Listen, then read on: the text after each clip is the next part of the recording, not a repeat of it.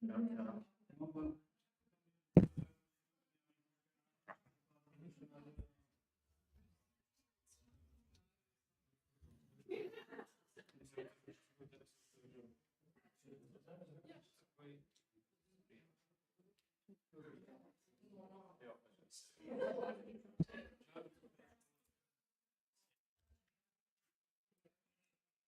asi zahájíš, vytedáš ke slovu. Ano, já vždycky přivítám hostia. Dobře, v pohodě. Jo, my to nějak zvládneme. Laserový ukazovátko náhodou asi ne. PDF-ko ste mi PDF alebo PowerPoint? Obojí. PowerPoint, já jsem to dávala do, hneď. Ale vypadá to dobře, takže asi se tím... Lebo já jsem Eve posílala... No je to část toho PDF, ale to vypadá dobře. Ano, můžeme nechat PDF, však to je to jisté. Já jsem se díval, že to rozlišení je v pohodě. No oni ty obrázky vypadají maličko, to není to tak hrozný. Dobré. Lebo Eve jsem včera večer, já jsem dávala všechno do PDF. Jo. Laserový ukazovátko. Není tu. No já už jsem se pýtala ještě, jak jsme došli. Nevěděla jsem, že jak se to volá. To nenapadlo. Ale není, tak buď Miško stlačať, Miškou, týmto, alebo touchscreenem. Jasně, v pohodě. Tak jo.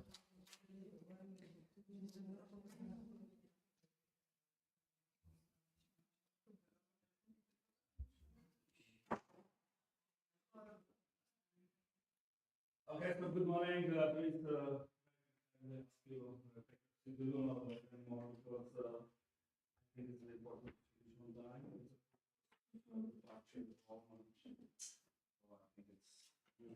They will join us later.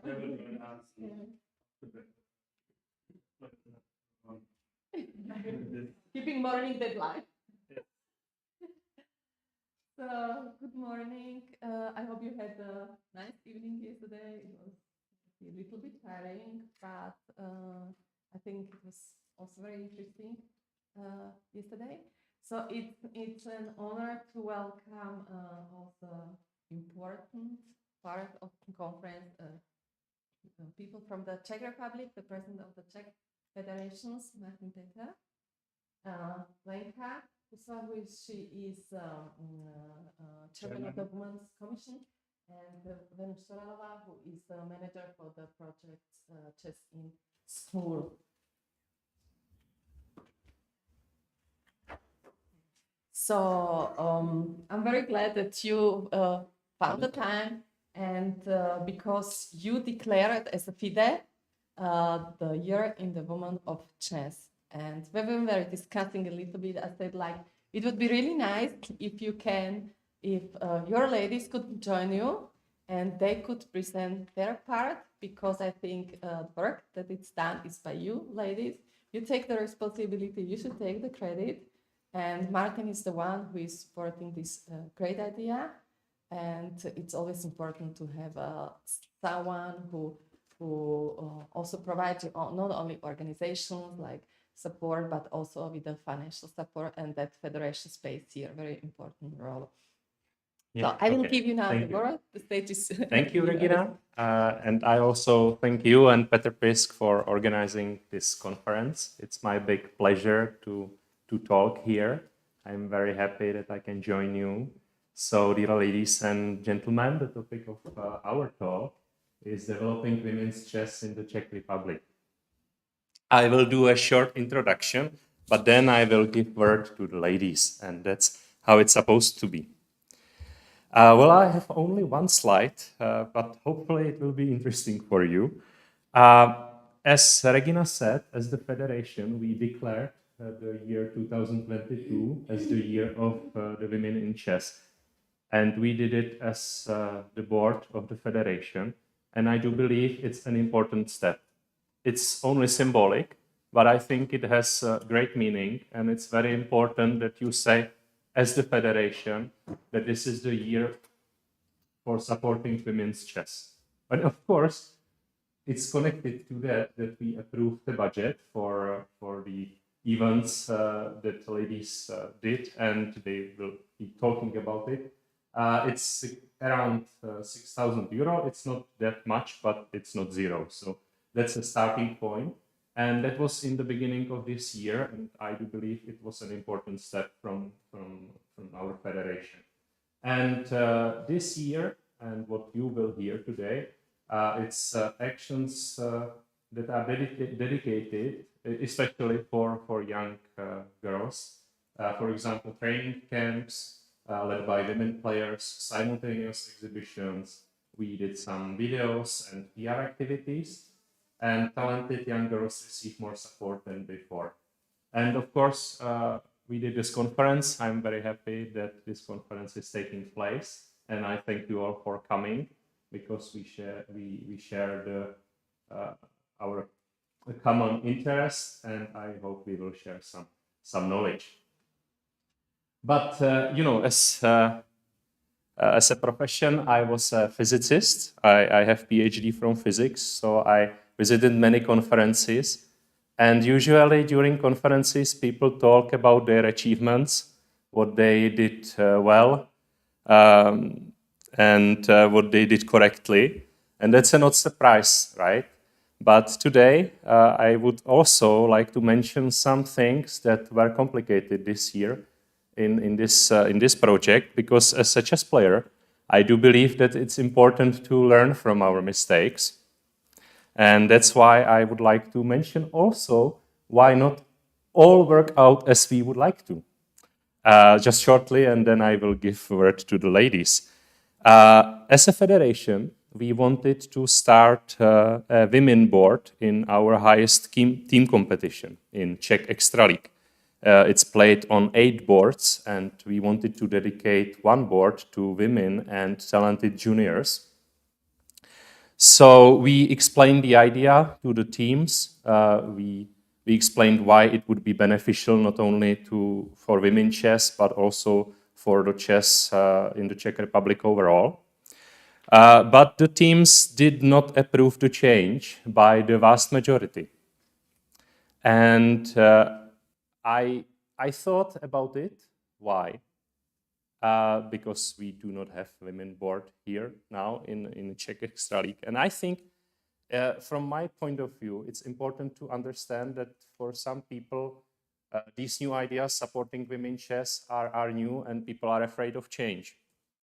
And I watched and I heard the new FIDE podcast, which I recommend to you.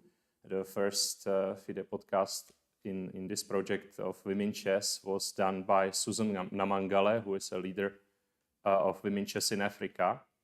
And she said one very important thing from my point of view, that for supporting women chess nowadays, currently, you need a man. And you need to explain the men why you are doing this, and you need to win their hearts for supporting these ideas. And that's what we didn't do. I think it's very important. Overpressing and with these changes too quickly, I think it does not lead anywhere. So it was an important lesson for me, but I didn't abandon this idea, of course, and I hope we will have women board in Czech highest league in the future, but it will take some time. So it was one experience for me from this year, but now I would like to give a word to Lenka Kusova, who is the leader of the project here in the Czech Republic. I am very happy that she agreed to the job. I think she is doing it perfectly, and she will tell you something about the actions we did in 2022 and about the actions they were successful, I do believe. So I will give word to Lenka. Thank you.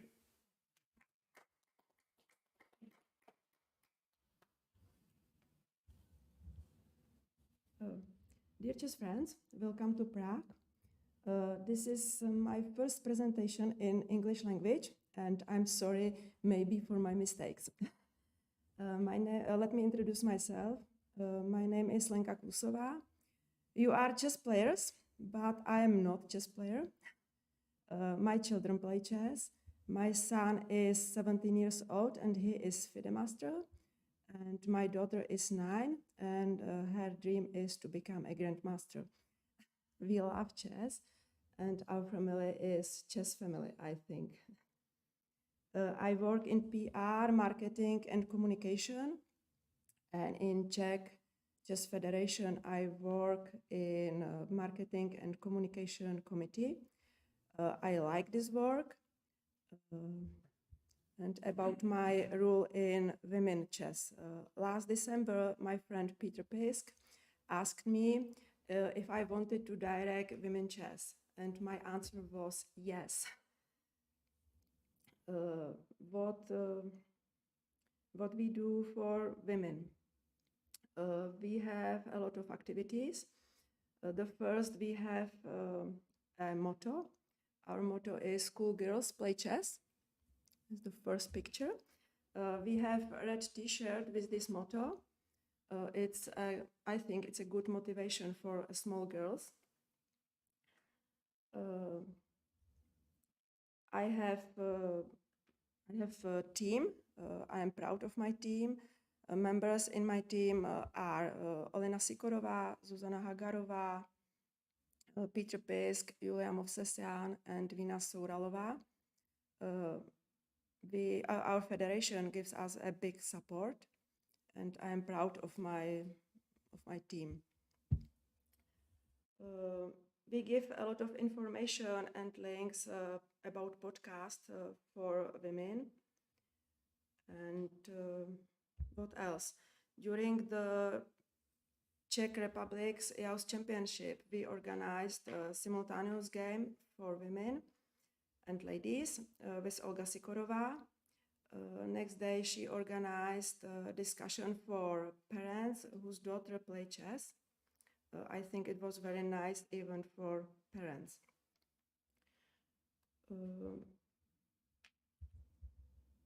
During the Chess Trophy, we organized a simultaneous game for 5 small girls. These girls played a simultaneous game with Grandmaster Nayarayana. He is Grandmaster from India. It was very nice event. Girls got flowers and small chess gifts. I think it was chess necklace. It was in June in Prague.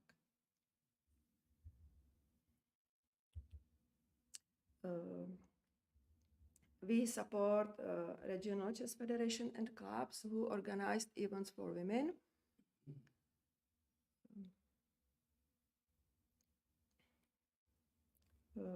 We'll get them support and we'll get them players, gifts, and other things.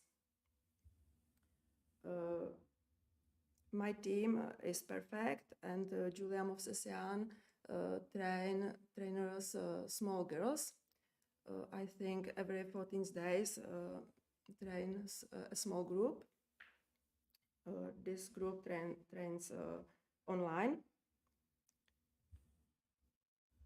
We get support for chess players, arbiters, trainers. We would like to organize a women's weekend for these ladies, and we would like to share her experiences. And last month, I visited India. I was in Olympiad. It was great experiences for me. It was very nice time, and there were Queen's Pavilion. I spent my free time in this pavilion, and I think it was a great idea in this Olympiad, because every day I saw there a lot of not only women but young girls, men, and a lot of visitors. And our team was great. Our ladies team was great. These ladies was in the 16th place. I am proud of them. Because this year is year for women in chess, and I think it was very nice in our republic. Ladies and gentlemen, dear chess friends, thank you very much for your attention, and have a nice day. Thank you.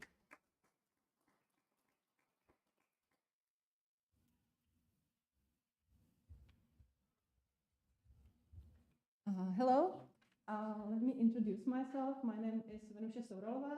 I work for Czech Chess Federation in the office, and beside that, I work as a manager of the CIS project Chess in Schools in Czech Republic. This project is running since 2013, and Czech Chess Federation used the subsidies from Ministry of Education for the sport activities. And my task is mainly to motivate school and their management, their directors, to introduce chess into their school curriculums and school plans and after-school leisure activities for children. It needs to be done the constant and tireless presentation of the benefits of chess for children. This is the task for mostly for the committee of the communication. And as you saw the photographs a few moments ago, this committee is doing its job very well. And I don't want to talk about this too much. When I communicate with directors or teachers or parents, or sometimes even grandparents at some events, sometimes I have to deal with some kind of prejudice or doubts about chess, because sometimes I have to face the questions like, isn't it only for smart people, or is it useful for children? Is it good for school, or is it only for introverts? And sometimes I also heard the question, isn't it only for boys? Will girls like it? And I had to deal with it and explain them that girls are absolutely fine with chess and boys. And sometimes directors need convincing survey data when they are deciding about chess, take it or to start it in the school or not to start it. They need some convincing survey data.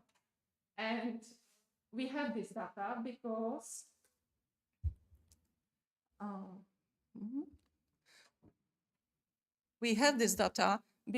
several diploma theses were written in Czech Republic, and I have chosen for you one of them, which was written in 2015.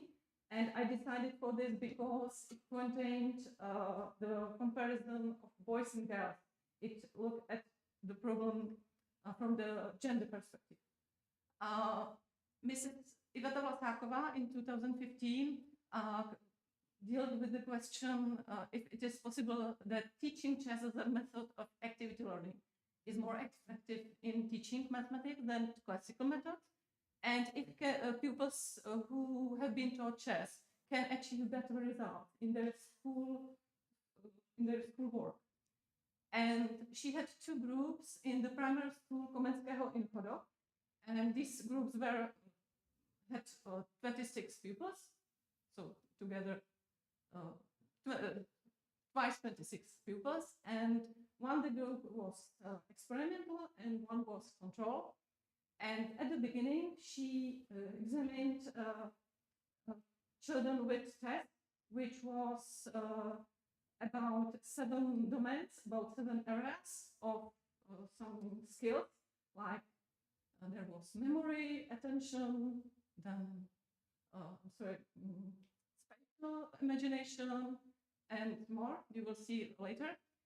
And it wasn't based on knowledge of chess, so it was for children who never played chess. And this first test at the beginning showed that the results in this test was absolutely the same for all the children, for non-chess or for chess. Everything was the same. There was the difference maybe how the point in the results. It was the same. But after 5 months of teaching chess, she gave them the test again. And suddenly there was a great difference between non-chess classroom and chess classroom, because children who were taught chess had suddenly much more better results in all the 7 areas, in visual perception, thought operations, sequential sequence, attentives, advertness, memory, and spatial imagination. And mainly in these 3 areas. Imagination,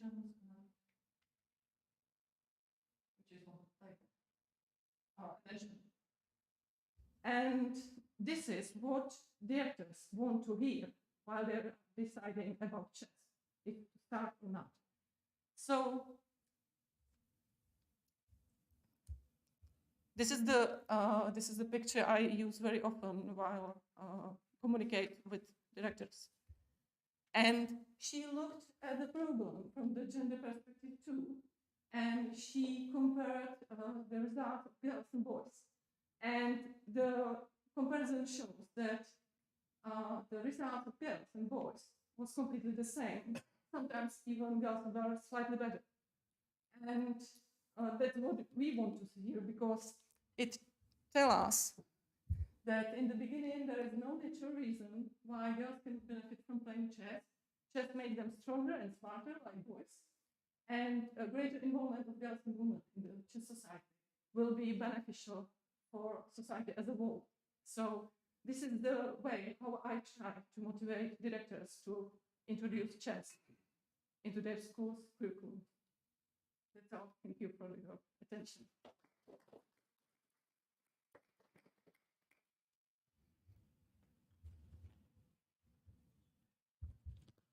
Thank you very much. And hey, may I ask some questions? So, Martin, you mentioned that you tried to establish a woman board in the league, and I heard it's not postcard, but this was with Dr. Smen about the gender gap, and he mentioned that one of his conclusion or advices was exactly to increase number of women is to establish a woman board in the league.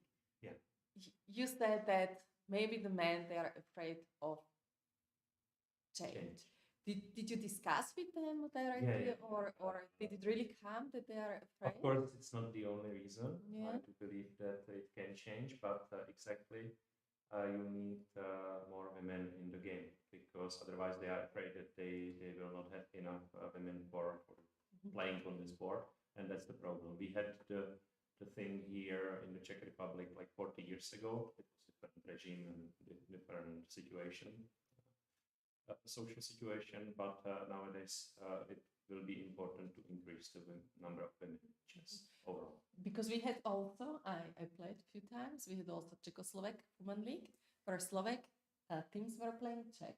And I found it really like excellent, you know, because you get the opportunity also to young girls, and the first year was very successful. The second year, you could already see that the number of teams dropped, and I think maybe after 3-4 years, the idea completely dismissed, and there was no women league. Yeah. And I can say that also we have in Austria woman female leagues that is also not so long, maybe 10 years, 8 years, yeah.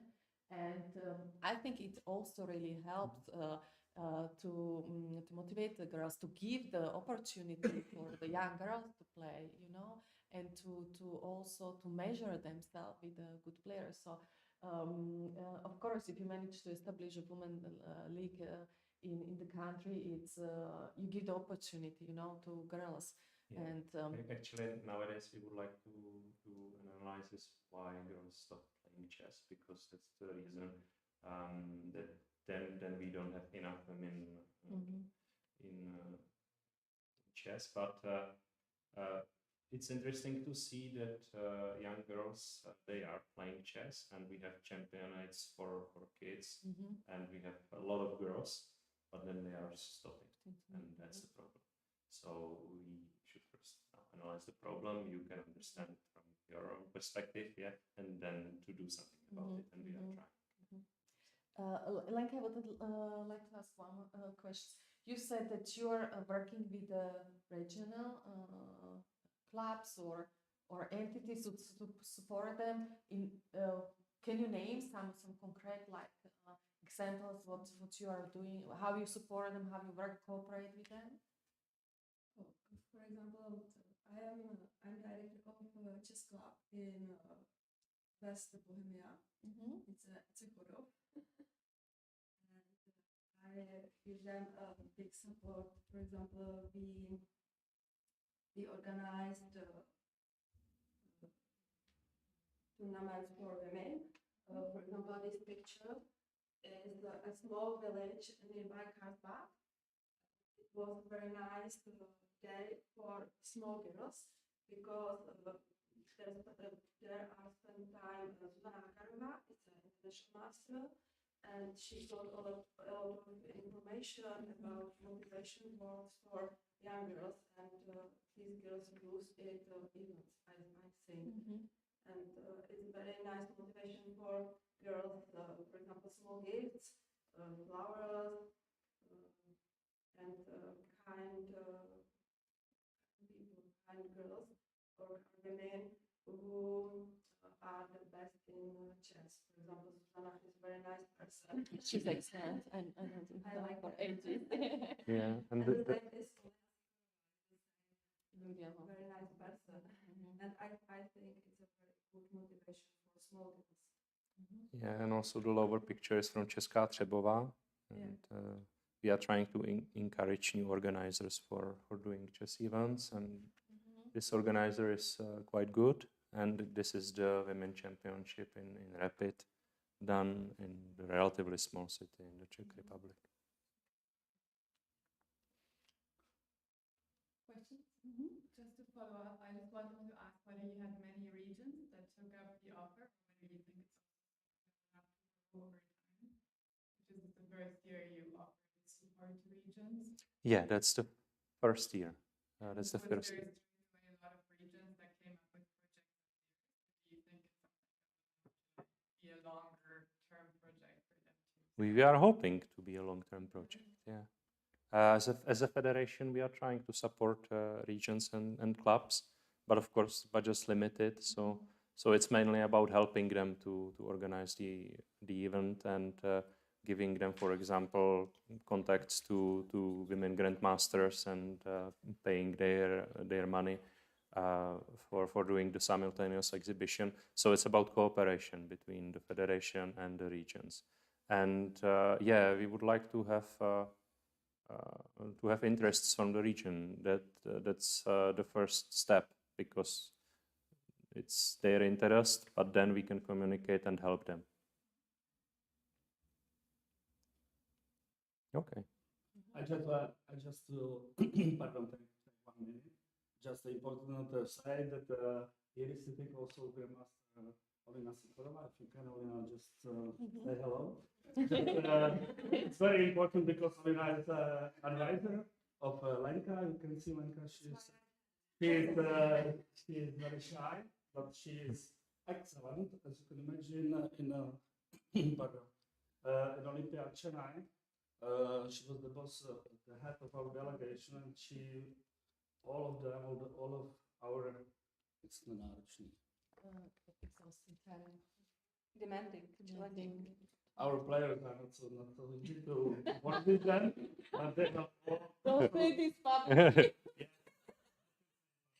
and all of them were excited by Lenka because she is working absolutely. She's not used to speak in English, but I'm very happy also that all of them are working very hard, and important that Olena as an advisor, then Zuzana Hakarova, is the Slovak representative, the winner of the European Championship with Regina. So lovely person who is living in Czech Republic. So she's helping the team of the women. So I just want to support them inside because we are really on the start.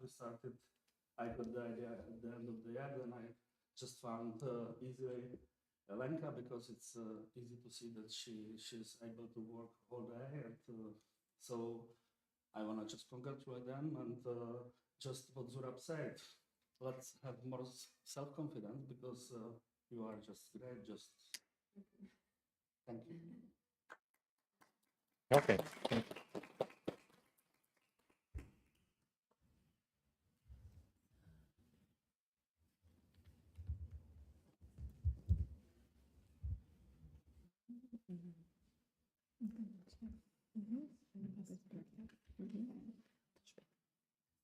Yeah.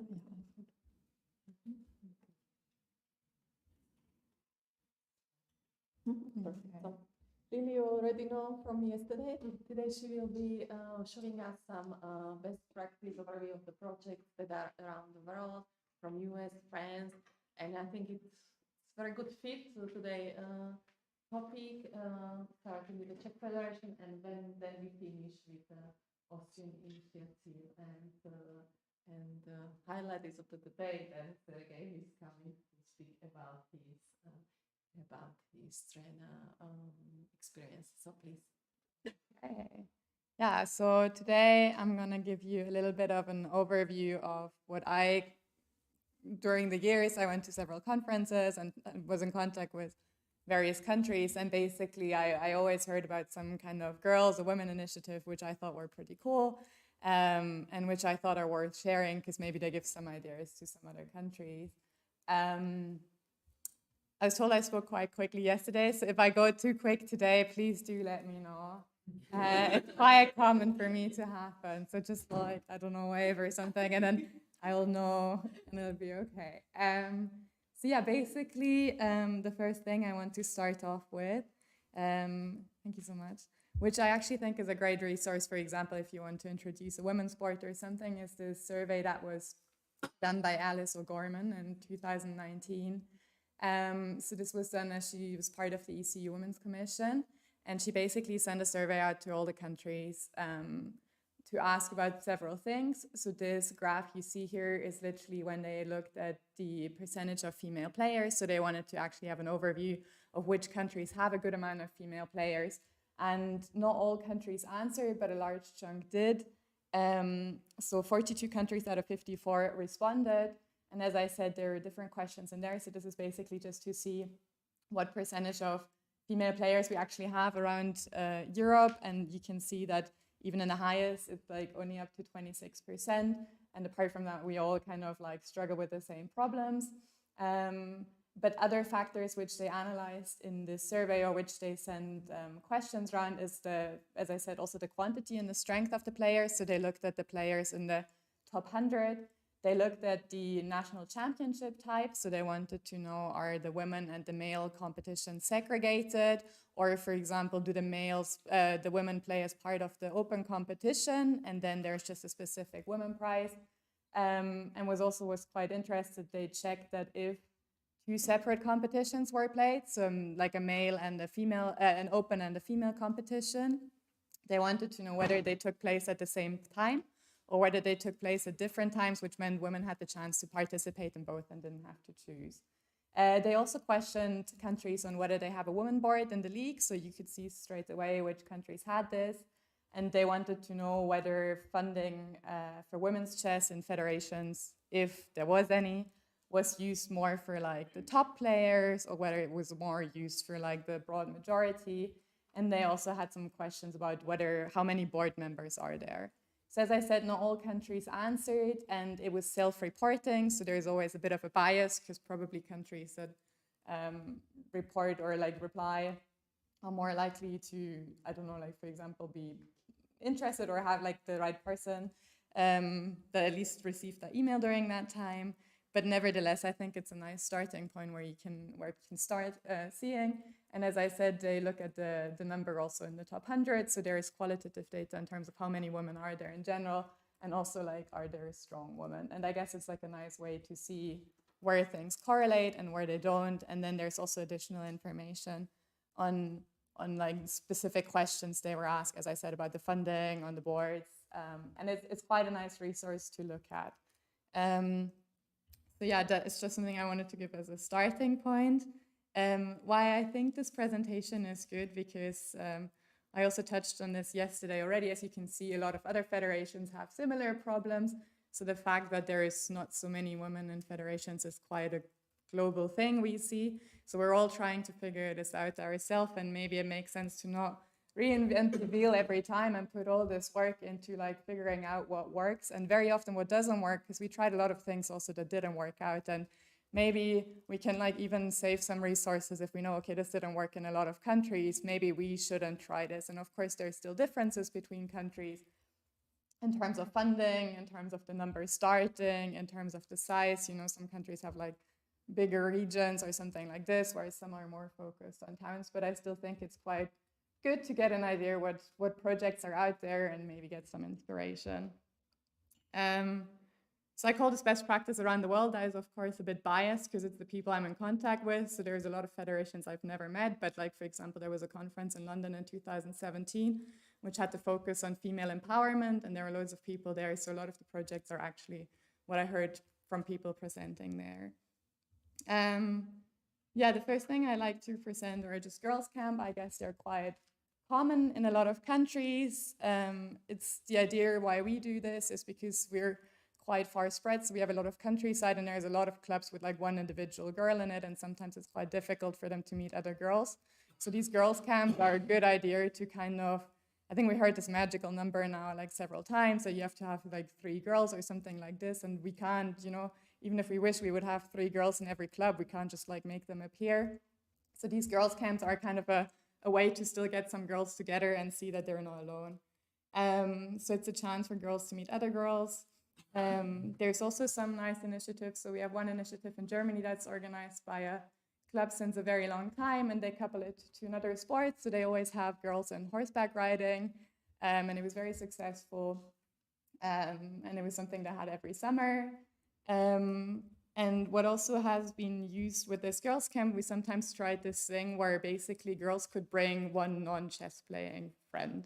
And then kind of the coaching sessions were always in 2 levels. So for the girls that already knew how to play, and then for the friends that came completely new and they were never in contact with chess. And the idea was like this, for example, to make them bring a friend along or a cousin or a sister, so we could introduce new people to the sport. And basically then at the last day, very often we have like a small tournament where they play together in a team. And it's something we've trialed around with. And I think also like a lot of other federations. A thing that's done by the US, which works very nicely for them, is their girls' room. It's basically a physical room they have at tournaments, so at like their school championships or something like this, which are open championships. And they make one room there, which is literally just open for the female players and their parents. And similar to what the Czech Republic actually does, but they have like a specific name for it and they make it like more common, is then they have like talks for parents of chess girls in there. They have simultaneous exhibitions happening there.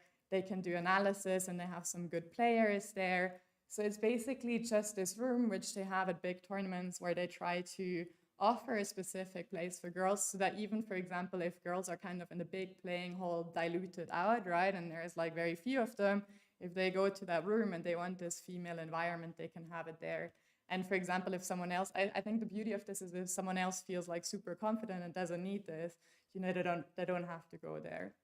And I think it's very nice to also take the parents on board, right? So like they can like speak to, I don't know, parents of other chess girls, because sometimes you feel more comfortable. I don't know, even if your girl goes to a chess tournament, if you know like another girl, like you know there is another girl there. An interesting idea that comes from Germany is an all-girls club. So this doesn't mean that it's like a club in which, well, it's a club besides the club. So the girls still play like in their general club for which they play the league. And this is just an additional club they can join so they can play some extra things. Again, the idea is to enable girls to meet other girls. And the idea is also to not separate the girls away from the open competition and take them out there, but like literally just to have an extra offer. And they, for example, this year had like a girls' camp as well, which they organized where they went to Hungary. But they also do like online events, simultaneous exhibitions.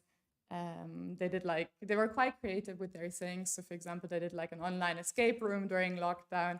And again, they're like super friendly and offered us all their material when we wanted to do something similar in our federation. So this was all focused pretty much on girls, and we really often feel that more is done for girls, which is quite often related to funding, I guess, because in a lot of countries, I mean, like still a lot is done for the youth.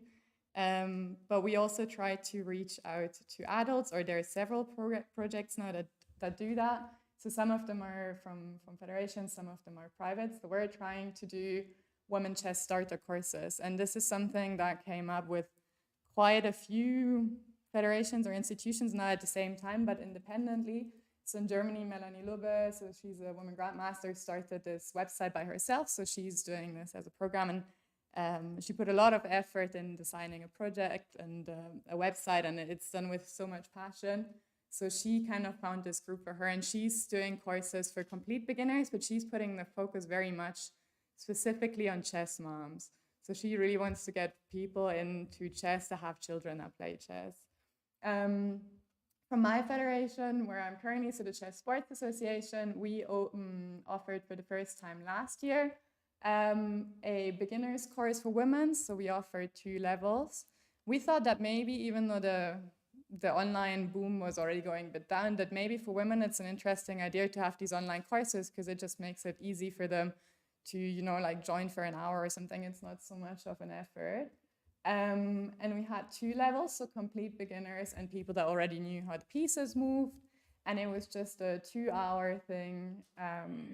And we got maybe, so we didn't get that many signups, but we had around like 8 signups or something like this. So it wasn't like a massive thing straight away, but what was very nice is that of the 8 people that joined, 5 of them wanted to stay on for a continuous course, which we didn't have planned.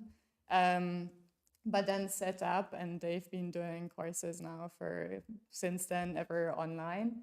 So they finished the first cycle, and we're now doing another beginners coaching session where we're trying to get more in. And I think, so this is more like on the bigger level, but for example, there's also clubs I know which offer this program for parents of chess children, because, you know, very often they are at the tournaments, they sit around, they come to the coaching sessions, and a lot of them actually don't know how to play. So we thought, okay, why not teach them? And for example, there was a club in Karlsruhe which did this, and in theory it was non-gendered. In theory it was open to all parents, but in practice it is still mostly the women that drop the kids off at the chess lessons. So in theory it ended up being a course for chess moms, and it was taken up very nicely actually. And I very much enjoyed attending it. I think the problem with that idea is, or why it didn't continue, is because then you always have this at the same time as the youth training, which means you have to have a lot of coaches. So at some point they're just lacking the resources to keep this going. Another idea for keeping or getting women in, so this is, as I said, all online offers, is this chess in a coffee house. So basically there's 2 pretty similar projects. So one is from Vienna and one is from Hamburg. So Vienna, they're literally in a coffee house all the time. It's very low key. It's not like a weekly thing like a club. You don't have to become a member, but basically they just play in a nice atmosphere. But I don't want to say so much because I'm not sure Denise is going to say a bit more, but basically this is the Austrian project. And we have a similar project going on in Germany, where also a group of women wanted to play chess, but not in this classical, we go every week and we play the league. They just wanted to play in a bit more relaxed atmosphere. So basically what they do, they meet like once a month or something, and they usually combine it with nice food and the occasional glass of wine. So basically here they were at the tour on one of the boats, but they also have different restaurants. So they do tapas places, or, you know, they do like Christmas market outings, like these kind of things together. So the idea is that they think that there's interest of women, but, you know, like it's more difficult to plan, or they're maybe not as interested that they want to go to this weekly club night and then get involved in the league. And it's just like a more relaxed way, you know, like a way that's like, as I said, like dilutes the chess down a little bit with like food, with drinks, with conversations. So I think that's also a very nice project, and actually worked so nice in Vienna that in Germany we had someone that offered, he wanted the project to be reproduced, so he offered 500 euros for every project that would start up for the first 10 in Austria and Germany. And since then we had some taking up the idea, but I don't think we even reached the 10, you know, that we were aiming for, even though there was money available with like no strings attached. Which just shows that very often we're still lacking like people that, even though there is great project ideas and there's funding available, to actually take up the work and start doing it. But nevertheless, I think it's a really cool project. It's on my personal bucket list to go there one time when I'm in Vienna at the right time. Then another project that we have, or that the German Chess Youth Federation has been doing for a long time.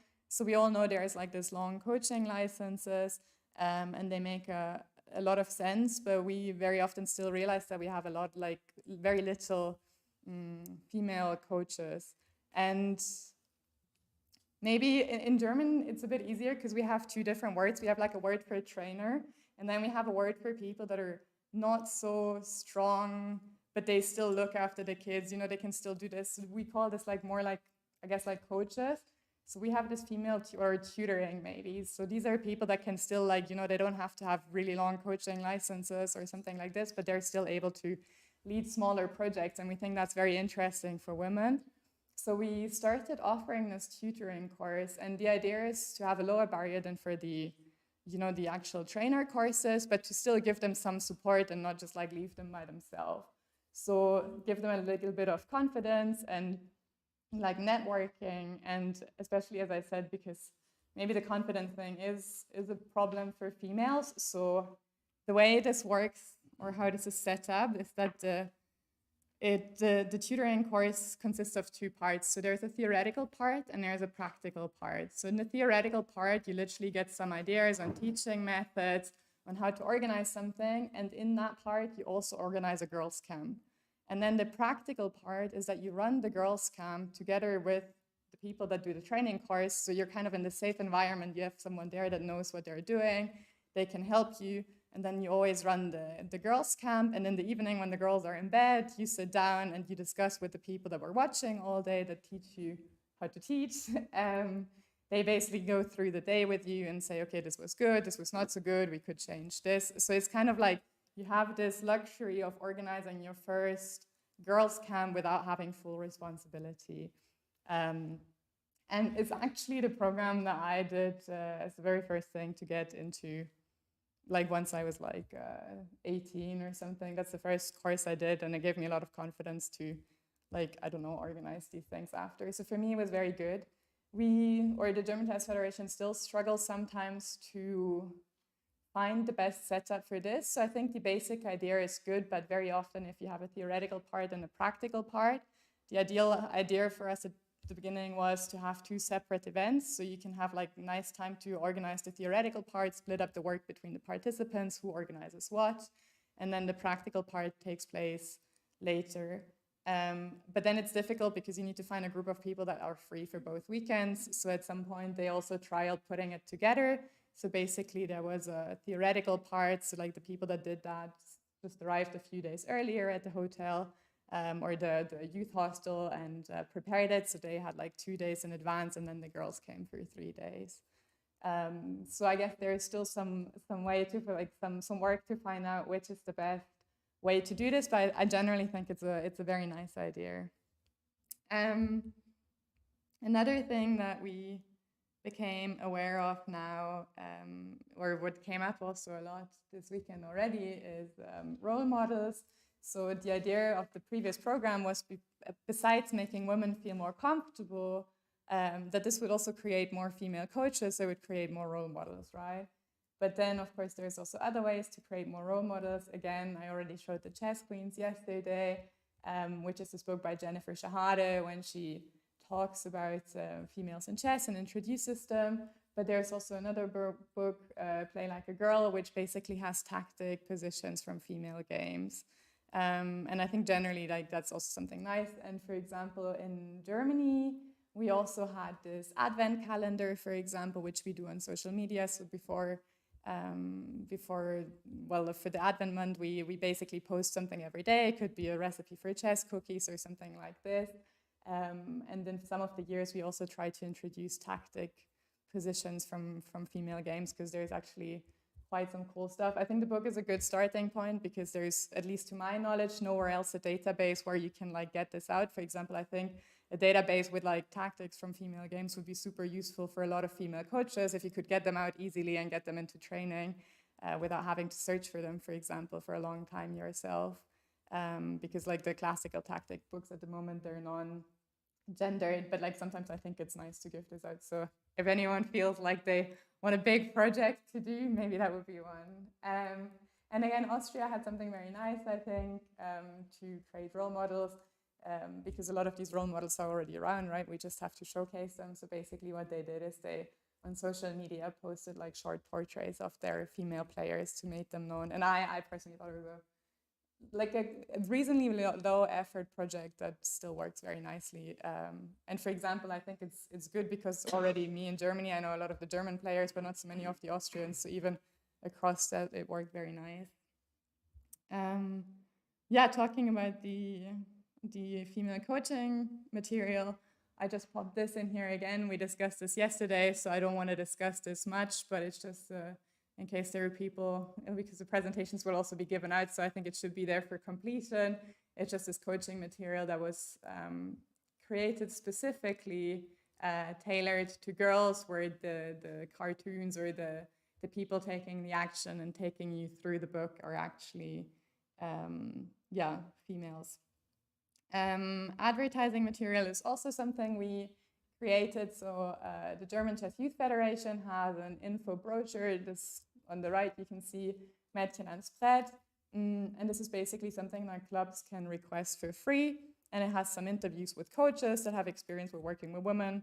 It has some more concrete ideas. It has some information about like a quality seal in Germany. But basically, it's just like information material that you can request free from your club, which you can then hand out to girls or put at tournaments or something like this. We also have, or the German Chess Youth Federation also has some merch material like this Mädchen ans Brett. We actually also have postcards with the same theme as the Czech Republic. We also have the thing, playing chess is cool, like cool girls play chess. We actually have exactly the same. We chose yellow as our color, but apart from that, it's pretty similar. So as I said, we also have some things. So like we have these shirts.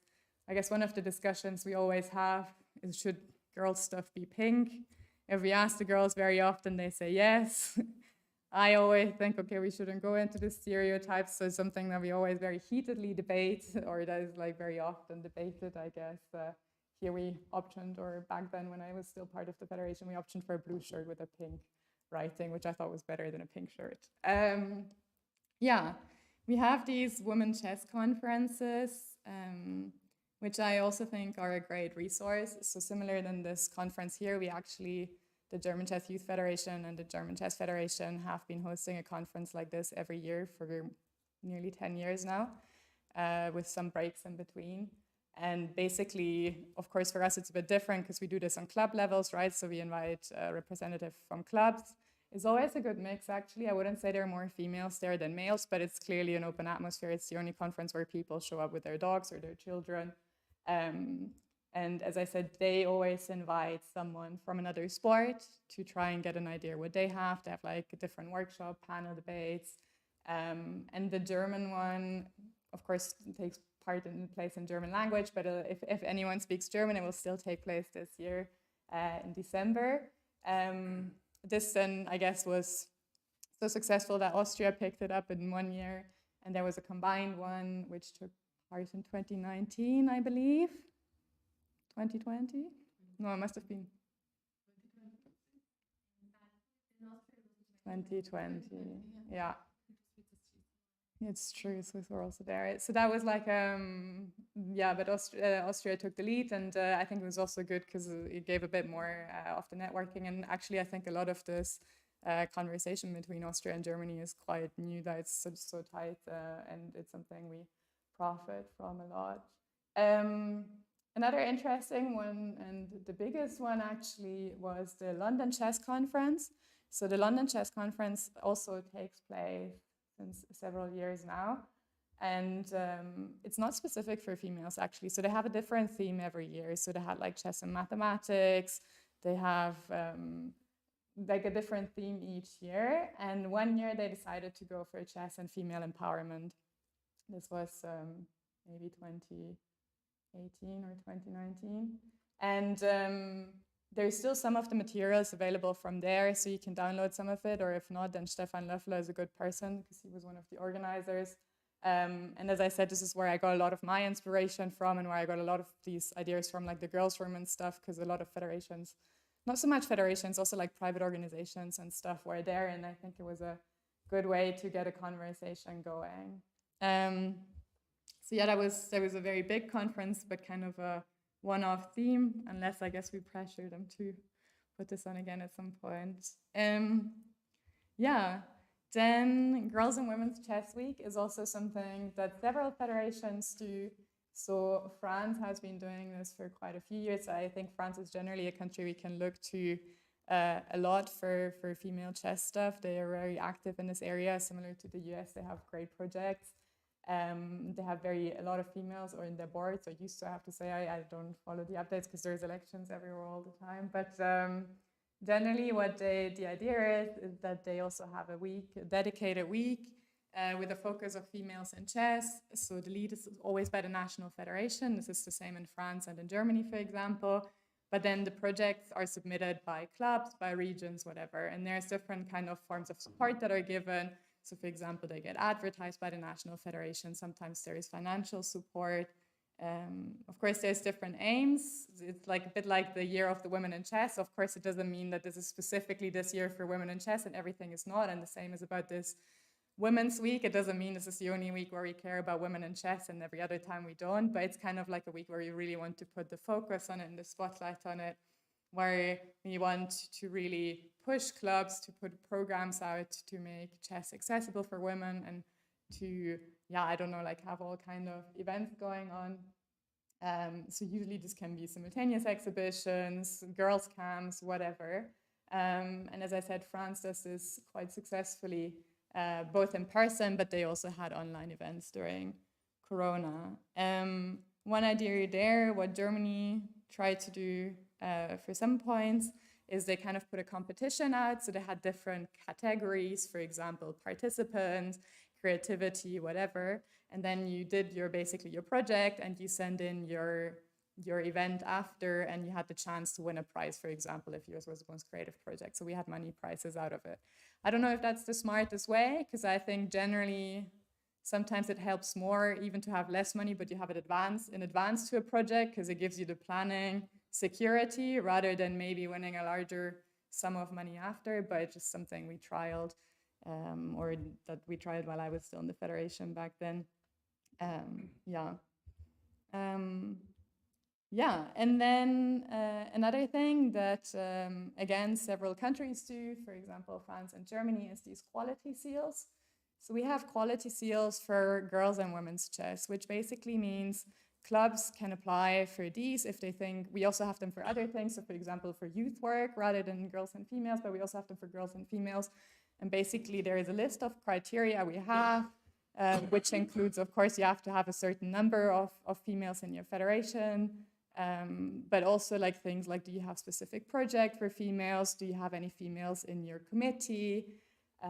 These kind of things where we try to push for clubs to have a kind of a, how do you say, like a motivation to do this work, and clubs maybe that already do this work anyways, to maybe get like a little like extra out of it. And so for example, again, if money is a bit low or something like this, as a national federation, you can give prizes. So we just usually have a prize giving. So for a lot of clubs, it's nice because it's something which makes them stand out in comparison to other clubs in their towns, for example.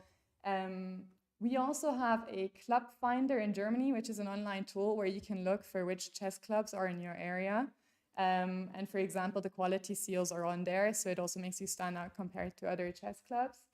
And as I said, like the prizes could include anything. So for example, again, like what the German Chess Federation does is that if you get this, then for example, I don't know, 1 or 2 of your girls can take part in these like events for free. For example, like the Women's Chess Conference we organize. So there are no hard money prizes, but for example, you can participate in events. And then another thing which I organized with the FIDE Women's Commission and the ECU is this European Girls and Women's Chess Weekend. So it's something where I guess it happened during Corona, so we had a massive chess boom. But what basically how this started off is that we said, okay, you know, all these weekly tournaments are nice, but we would like to have like kind of a special event. So actually I started messaging Austria and Switzerland whether they want to have like a 3-way comparison online. And it blew up to a level that we never expected and that we were really not prepared for. And we had yeah, several hundred participants, which for women's and girls chess was extremely high. And we said, okay, clearly there's an interest. We had to deal with all kind of things because we didn't expect so many people to sign up. So the idea was that would be nice. So the idea was we would try to get some really strong players on, you know, some of the national players, which makes it very nice for younger girls to join or not so experienced players and play in a team with them. Because if it's not an online competition, that's not an option you have.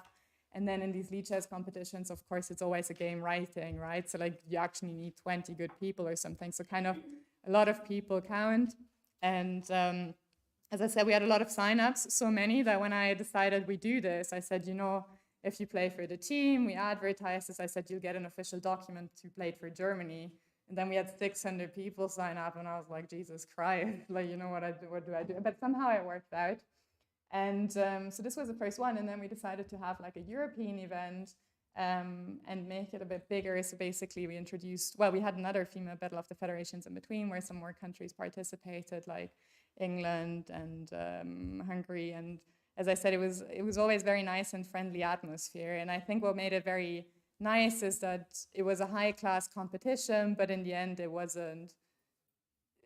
The admin work was quite low because it wasn't an official championship, right? And online chess, you always have people that like sneak in to be a female and they're not. But in that moment, we just didn't care, right? So like the responsibility, we organized everything, and the responsibility that lay with the national federations is to make sure that their team is mostly females. Yeah, I mean, like, we were aiming for everyone, right? But realistically, like, it's just not happening. So yeah, that was the aim. And then we had this European Girls and Women's Chess Weekend, which we organized, where we said, okay, let's make this even bigger. So besides the tournaments, we also had coaching sessions, we had simultaneous exhibitions, we had various workshops. And for workshops, we really tried to make it diverse. So we had some about nutrition, we had some about time management, which were actually about like the chess game. We had some for parents, we had some for, as I said, like people interested in how to start streaming. So we tried to make it. And I think we learned some lessons from this. I think generally we had a lot of people participate and we got quite a lot of good feedback. I still think we would have to change some things in the organization because, for example, we had very good players for simultaneous exhibition, for coaching sessions. And we thought, okay, we gave always some starting places to the national federation. So we said, okay, you can give 2 of these places away or something like this. But the rest we kind of had as prices for our tournaments, right? Because it means we can work with a low budget. Because if the price is you can play a simultaneous exhibition, I mean, that makes it more affordable for us. So we did that, but it was all quite chaotic during the weekend. I think people didn't realize so much, but after every tournament, we had to like figure out who won. And then if prices were already like won twice, we had to do this and then contact the people that they could play the simultaneous exhibition, but people didn't see it in time. So I think there would have to be some adjustments if this would be organized again. But I still think generally, even though the online chess hype, of course, now gets a little bit less, I think it would still be a good idea to keep something like this, like an online tournament up, like once a year or something like this, but then, you know, really make it an event and make it special so people actually want to participate. So yeah, these are a bit of the projects I wanted to introduce. Is of course still a little bit focused around Germany, but I think they're also, as I said, France is always a good place to look for good female projects. And the US also has loads with their girls' room and their podcasts and all that kind of stuff. So I think they really are good federations to look what they're doing. Yeah. So that's it.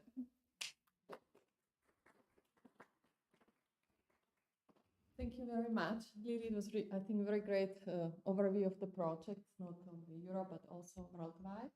And now it's time for questions. It's really, you know that in 2 years we have 100 years anniversary.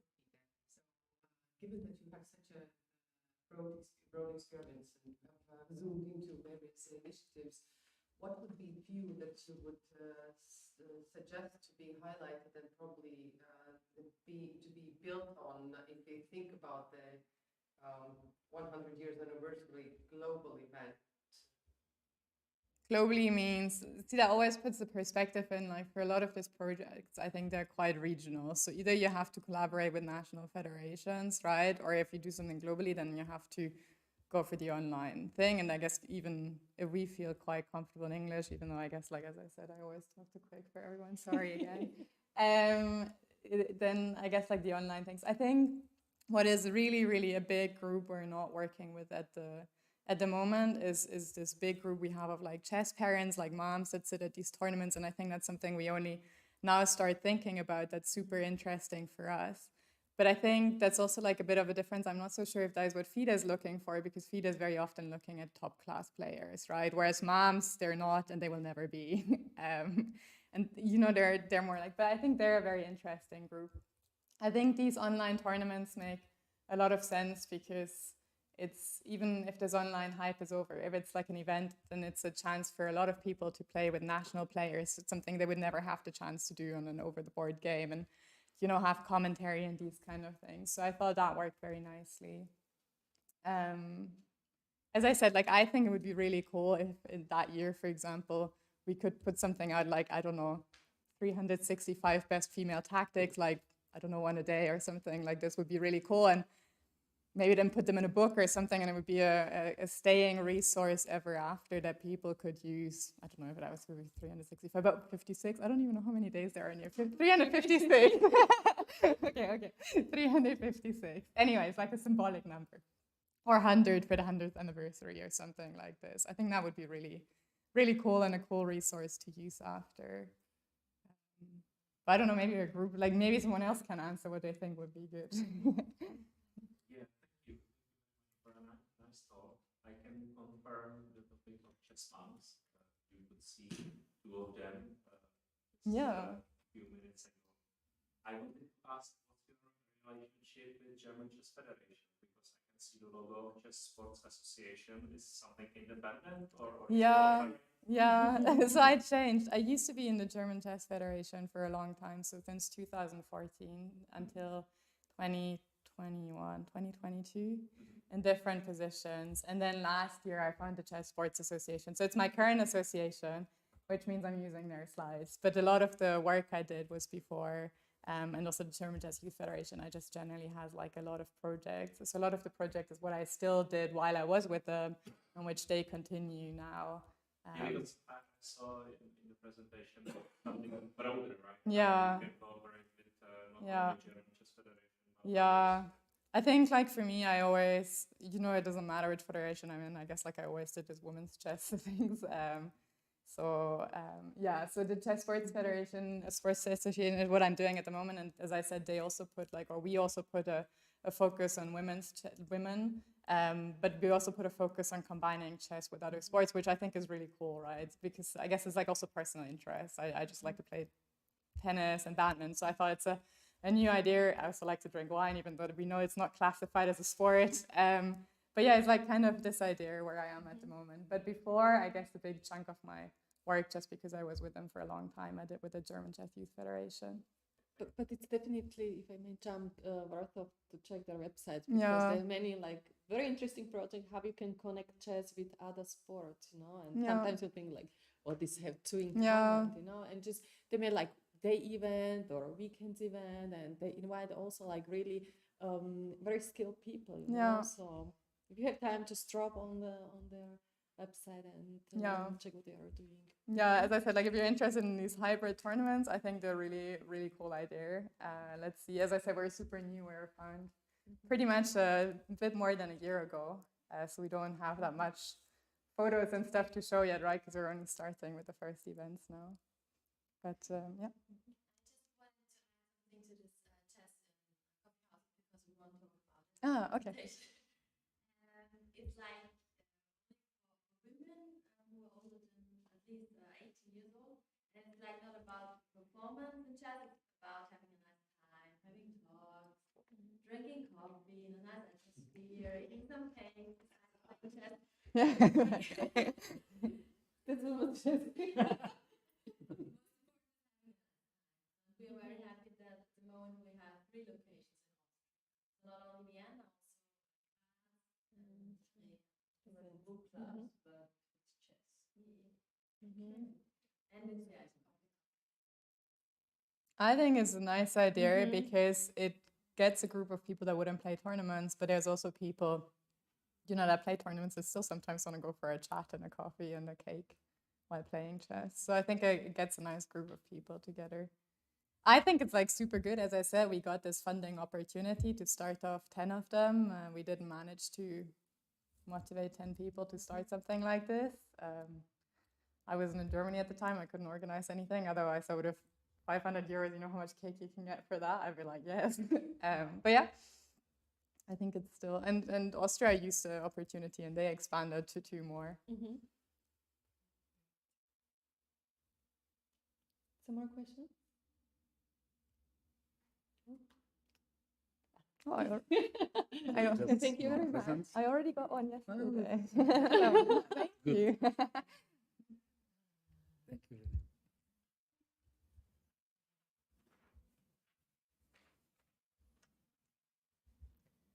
So the next speaker will be actually me. So, and I will be speaking together with Dennis about our initiative in Austria, Frauenschaft.at, because I thought, okay, it's not about me, it's about the team, and Dennis part of the team. So actually, how does it start? Remember, in 2020, it was May.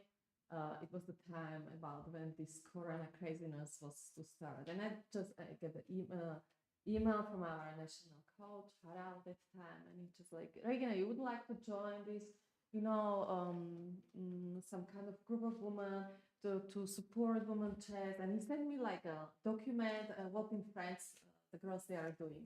He said like, this is very inspirational.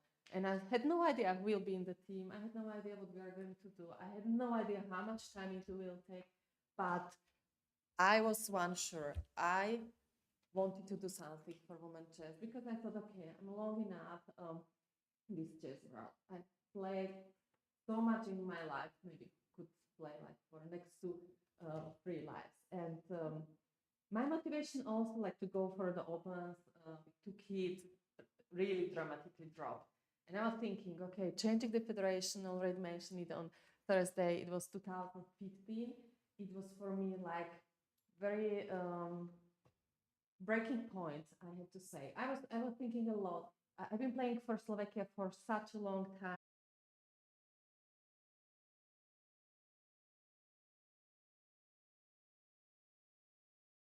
Teams, women's teams, and I was actually wondering why is it like this, and we will probably get to this during today's short. I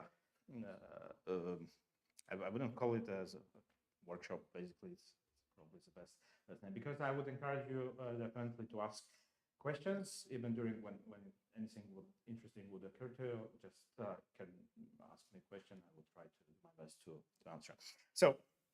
The truth is that I'm not completely a former player. I'm still playing chess, but the truth is that at some point it became very interesting for me to after seeing so many events from the inside as a player, it became a very interesting challenge to try to build up something similar to successful young teams. And in Slovakia we have. I played for Slovakia national team with Regina, some memorable nice events, Olympiads and others. So when you're a player, you see many things from a completely different perspective. So you don't care about many things. You just go, you prepare to your games, you go there and you play. But as a team captain and a coach of a team, you have to. There is a great part of not playing, because you don't have to go and do this job anymore. But on the other hand, you want to do everything possible to your team to succeed. So in Slovakia, there is a very interesting generation of guys who are approximately of the same age. One very talented, very strong player. He's becoming increasingly more famous actually in chess circles because of not only because of his chess skills, but also because of exceptional behavior. In the last year's event, he got Svetozar Grigorich Fair Play Prize at Olympiad now, because there was this famous online game against Boris Gelfand when he didn't really want to win the game by a mouse slip, and instead offered a draw.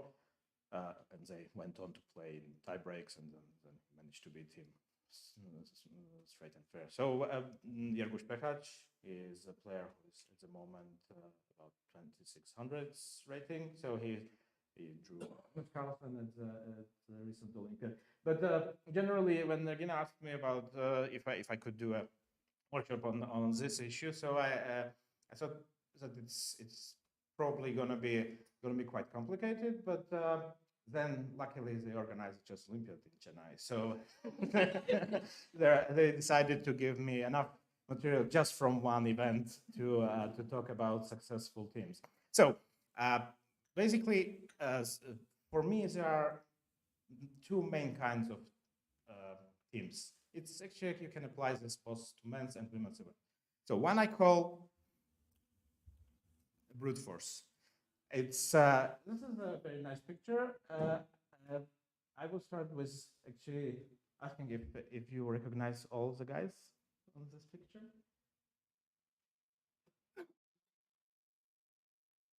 You could definitely recognize two of them on the right side. Yes. Three. Okay, four would be very nice already. 5 and 6 are a bit more complicated, but generally it's a Soviet Olympic team from Malta Olympiad in 1980. A young world champion, the youngest champion was Board 6 back then. Scored exceptionally well, but generally what has changed during the team events in recent years is that this kind of teams where they didn't have to be at all big friends, which they most likely were not. They basically won the Olympiads in a way that they would overpower the rest of the teams by just big gap in chess wise. So basically, only few teams could battle such a team. Like Hungary, for instance, Yugoslavia was very strong back then. Hungary actually missed gold medal in this Olympiad very narrowly, but mostly Soviet Union teams, they were so strong that they will basically just steamroll the Olympiad, and this was probably not the best example of Olympiad in general, but mostly they would win by just such a brute force. So this worked for many years, and also in women's events it was very similar, because Soviet Union and Georgia was the same back at the time that. Mostly the team of Soviet Union, women's team of Soviet Union was either all Georgian players, but basically they would just also win without any big fight. But then things started to change.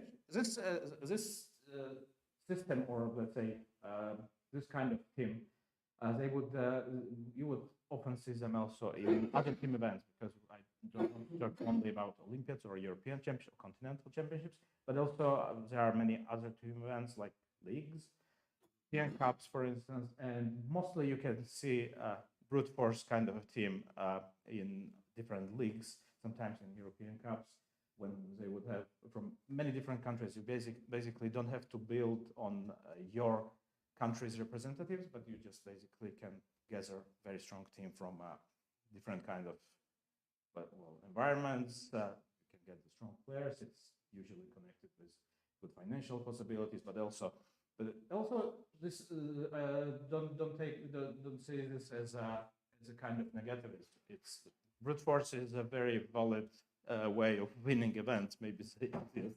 But sometimes you miss the team spirit there. That's the thing. When you can see several very strong players, but you see that they are not really a great team. So I'm actually very happy that I had the possibility to be a part of different approach, and that's for instance.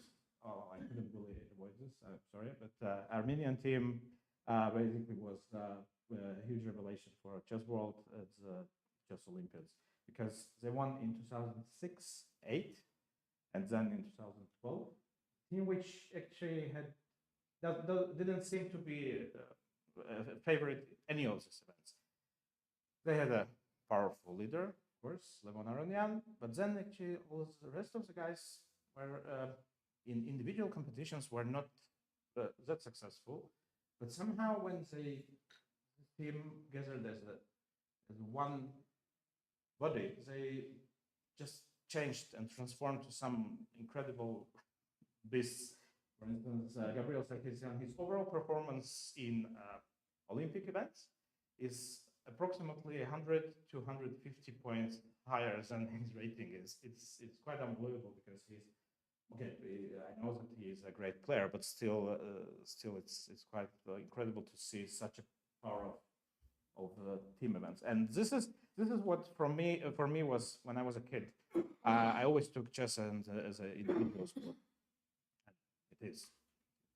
When I was a kid, I couldn't stand team events. It was the worst possible thing for me to play a team event because I was purely individualistic. I couldn't play. I actually didn't understand how the team should work, and also it's sometimes it's very difficult to when you have people who are used to play for themselves, to make them work together is the biggest challenge you can ever have. And with strong players, it's much worse. Basically, they are used to having their own approach to preparation, their own things. They basically don't want to. They rarely want to contribute more to the team than they would do as an individual player. So this is the biggest problem I think for stronger teams, and that's one of the reasons which I see why they are not winning Olympiads anymore. Actually, since 2002 in Bled, you can say that never strongest team or top seed never won an Olympiad in men's. Interestingly enough, in women's competition, it works still quite well for brute force teams. So it would usually be Russia or China winning the event. Both of the teams extremely strong. I'm not. I can't say that I'm a great specialist in, let's say, how strong women's teams work. I know some of course, some background information about it, but generally, it's safe to say that it's usually not a team of 5 great friends. So usually they are very strong all together, of course, but it's more of a brute force approach. I was trying to come up with an explanation for this. Why in women's event it's so big difference compared to men's. That maybe, but this is probably where you can help me to prove my idea or not. I feel that in women's chess, it's much harder. Let's say the rivalry and the will to this individualistic approach is much stronger than in men's. Because to be successful in women's event, you have to really be very strong, but also in a way a bit egoistic, and it makes playing in a team much more difficult. So basically, I think that for men it's much easier to cooperate, to somehow to work together, and to forget about other things during one event, and to try to do the job and to contribute to the overall common result in a way which they wouldn't do in individual events. Some teams work like this, but in women's events, I felt always that there is a bigger problem with that they wouldn't really work as a team mostly, or maybe they were simply teams who did, but were unlucky not to be strong enough, or maybe at some point they wouldn't be able to handle it just wisely. So I don't know. I would just ask maybe what's your opinion on this? Do you think that there is that this is completely out of, or maybe it's my opinion that I think that basically strong teams in men's competition basically sometimes are able, maybe not not Russian team, for instance, or formerly, or US team, for instance, this year. It was a great example. They were seeded like, well, it was a huge margin, #1 at the Olympiad. They had Levon Aranyan playing on board 3, Lenia Dominguez board 4. So it's, oh, sorry, Wesley Silver was board 3. It's incredible how powerful this team is chess-wise. But somehow you couldn't really see that it's a team which would, of course, they wanted to win definitely, but you know, we all know what happened at the end of the event and who was fighting for a gold medal, or they were not really close. So do you think that it may be connected with more individualistic approach in the ways that basically it's much more difficult to gather a team in women's case than in men's? I'm not completely sure that's the case, but well, statistics. If I can say from my experience playing for Slovakia, we won this European Team Championship and finished, I think, 7th at the Olympiad. It was, I think, because we had the captain play definitely huge role. I wanted to hear the right captain. Huge role because, okay, let's face it, you know, it's a long event, and at some moment you spend with these people a lot of time. At some moment they start to go, some people on your nerves. Yes, it's normal because you don't fit with each person, you know, in the team, but you respect it. Yeah, with the time you are getting tired, maybe the results are not so as you would expect it, or just enough, and one player is not playing as you would expect it, and team spirit has got. So I think that captain plays really crucial role in women's team to keep the emotions under the control. That in the women's team, from my experience, played really a huge role. And it's of course how you get on with the girls. And I'm not saying we were the strongest team, not at all, but it was just very good atmosphere. And I experienced the Olympiad where it was completely different, and you could already see that on the results, you know, somewhere far behind what we were expecting. Yeah, this is thanks. Of course, this is we both know which captain you are talking about in teams wise, because I had huge luck and privilege to, as a player, to work with team captains of highest level. So Jan Plachetka is, of course, one of the legendary captains who actually was able not only to take care of his job, women's part of the team, but basically he was soul of the whole Slovakian team back then. Helping the competitors. Yeah, this was the part which actually we skip. Yeah, I know, but this. Yeah, yes, the things that actually, of course, he understood very well. The thing is that he understood very well the psychology of the event, and he understood his team very well.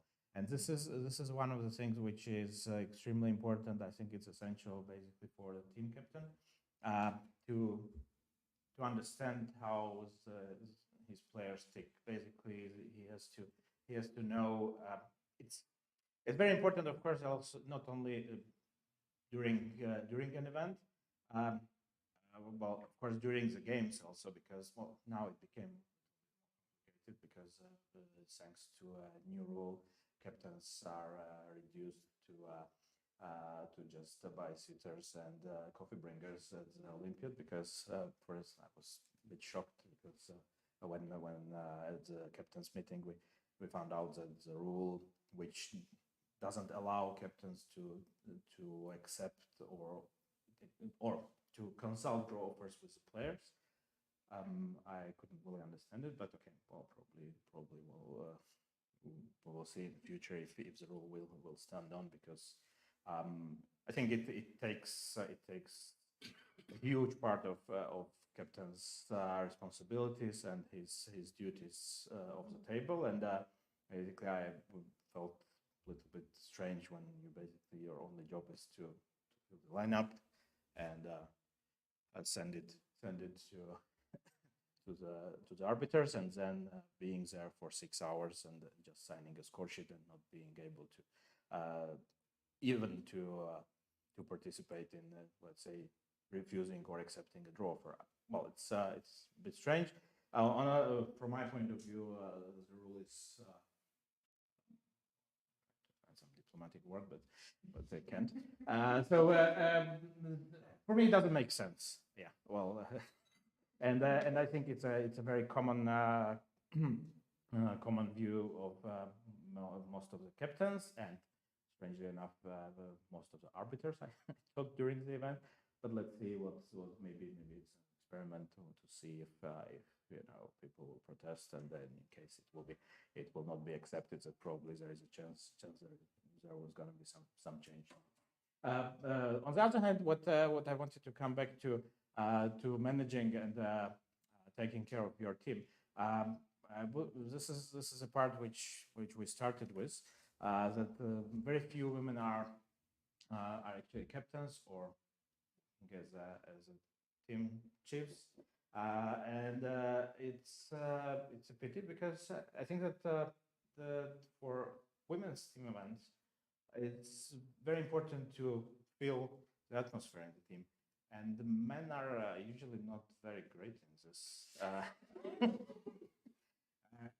of course, there are exceptions. They are very good captains, motivators, so on. But it's incredible that there are so few women captains, because I would expect that it is the other way around, that exceptionally you would have a man captain. Of course, now, because life has changed, and you can make your chess preparation actually also online and so on. So present, and especially if the rule will stand that basically the presence of the captain is not you don't have to be too qualified to sign a score sheet.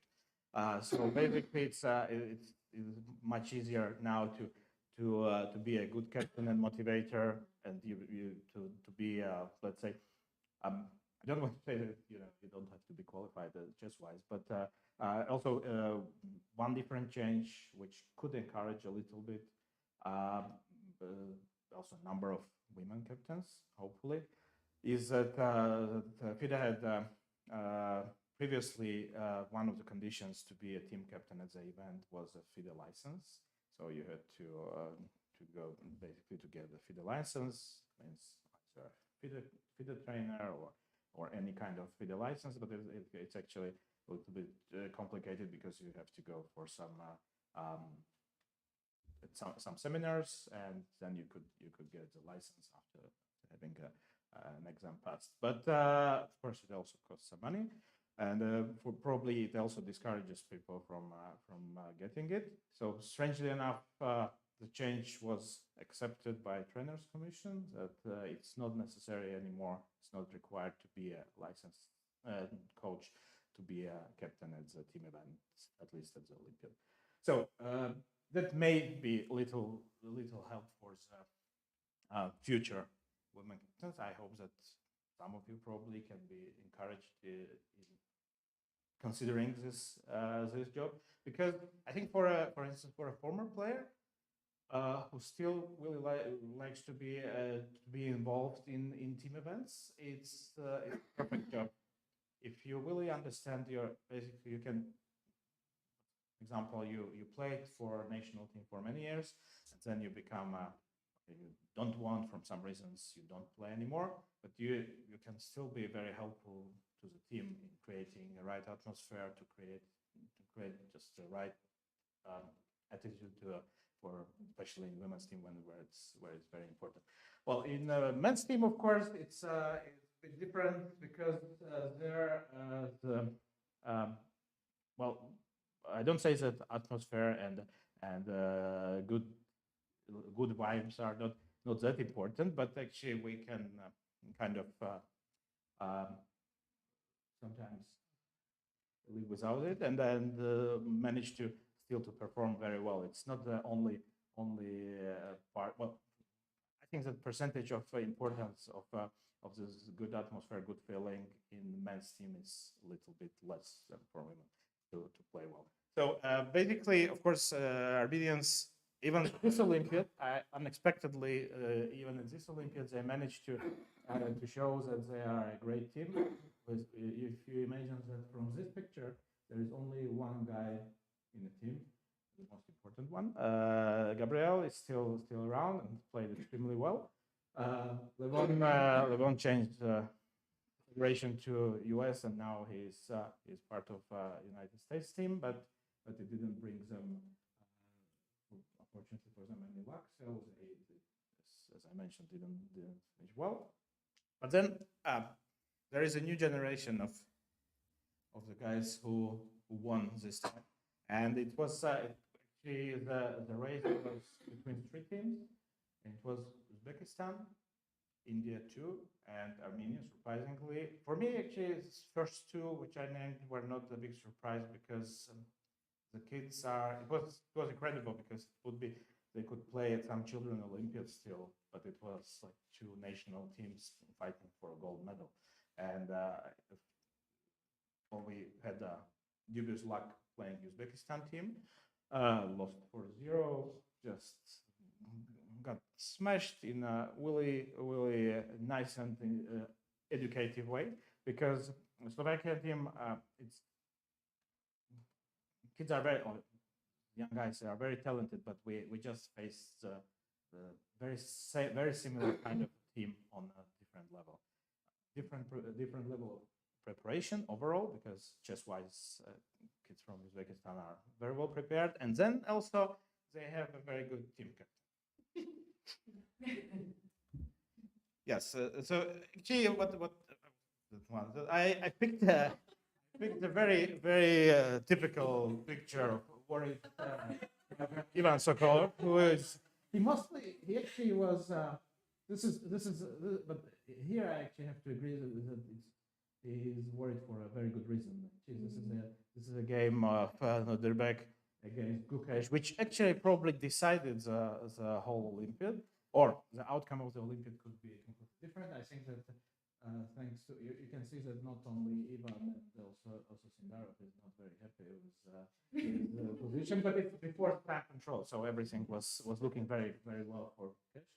The point. So it's I allowed myself, as I know these people personally quite well. I know they will not be well. For sure, when he's not here, I'm safe. So I think that you can also in team captains, as I said, that there are two main types of teams. There are also several types of team captains. So Ivan is had the possibility to play under Ivan's rule, you can say so. He was a playing captain of Bosna Sarajevo for many years. We played together, and actually he was the one who was taking care about basically around the team, composing the team. It was, in a way, it was a brute force team, but actually also we had very good relationships between us. In most of the players, they would really be able to work together, and they managed to win a couple of European Cups. Of course, I know that he's a very good motivator. He has his own ways how to motivate people. Basically, but I think that the Uzbekistan Chess Federation was extremely wise and lucky to hire him, because it was just specifically before the Olympiad. He started a very interesting interview he gave to, I think, to Chess.com, and it was very interesting to see how he prepared to the event. Said that what he did was, because kids, it's very difficult to get to know them personally so quickly, because he was hired relatively shortly before the Olympiad. So of course he had some training sessions with them, but still you need to feel the players. So basically he studied all their games, tried to find out which are the good sides, let's say not perfect ones, and made some conclusions to himself. But he kept it for himself mostly. So of course during the event, I know that he can. We discussed our mutual match, Uzbekistan-Slovakia, during the event, which for first several days in India was even that was disallowed. They wouldn't let us talk to other captains, which was just a bit too much. But okay, Ivan was not. It was already in the second part of the event, and we actually discussed several small things about the preparation, and he said that for him it was incredible to see how young generation sees chess. So it's completely different approach.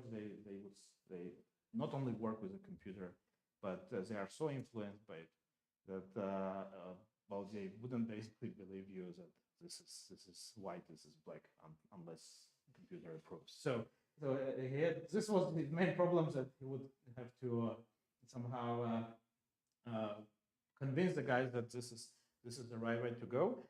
And I think that, well, whatever his approach was as the Olympiad, it worked so well that it was a big surprise, obviously, but for me it was not a shock that they won, because I know that all four of them, they are very talented. Well, Sindarov, I saw as I think he was 11. He played in Pardubice, and I organizers asked me to, because he didn't speak any other language than Russian, so I did an interview with him because I was a translator there. I mean, I worked as a translator, and it was fantastic because as 11 years old, when what he would like to achieve in chess, just immediately guys, and of course, world champion. What else?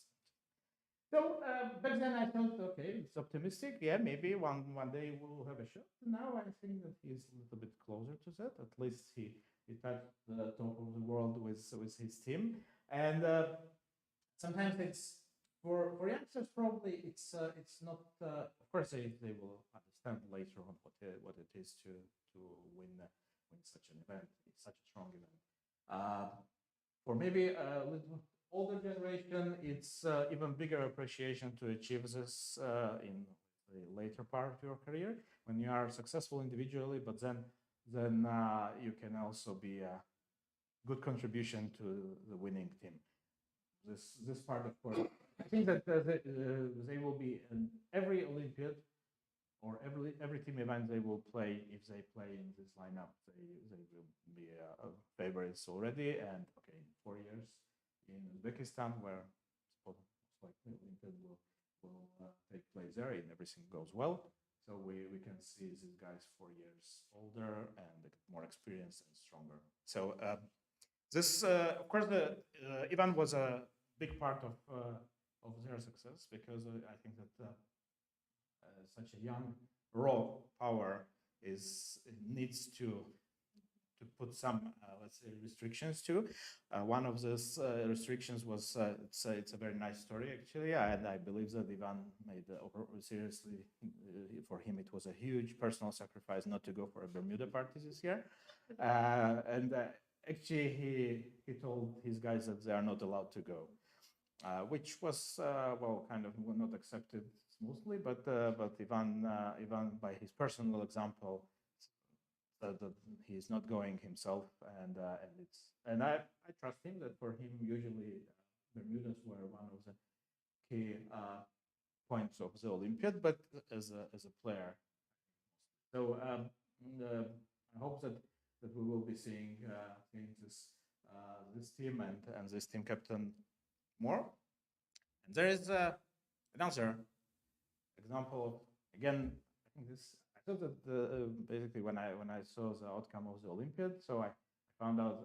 Well, for me it was obvious that they organized the whole Olympiad just because I could have this workshop, because basically they would just set examples.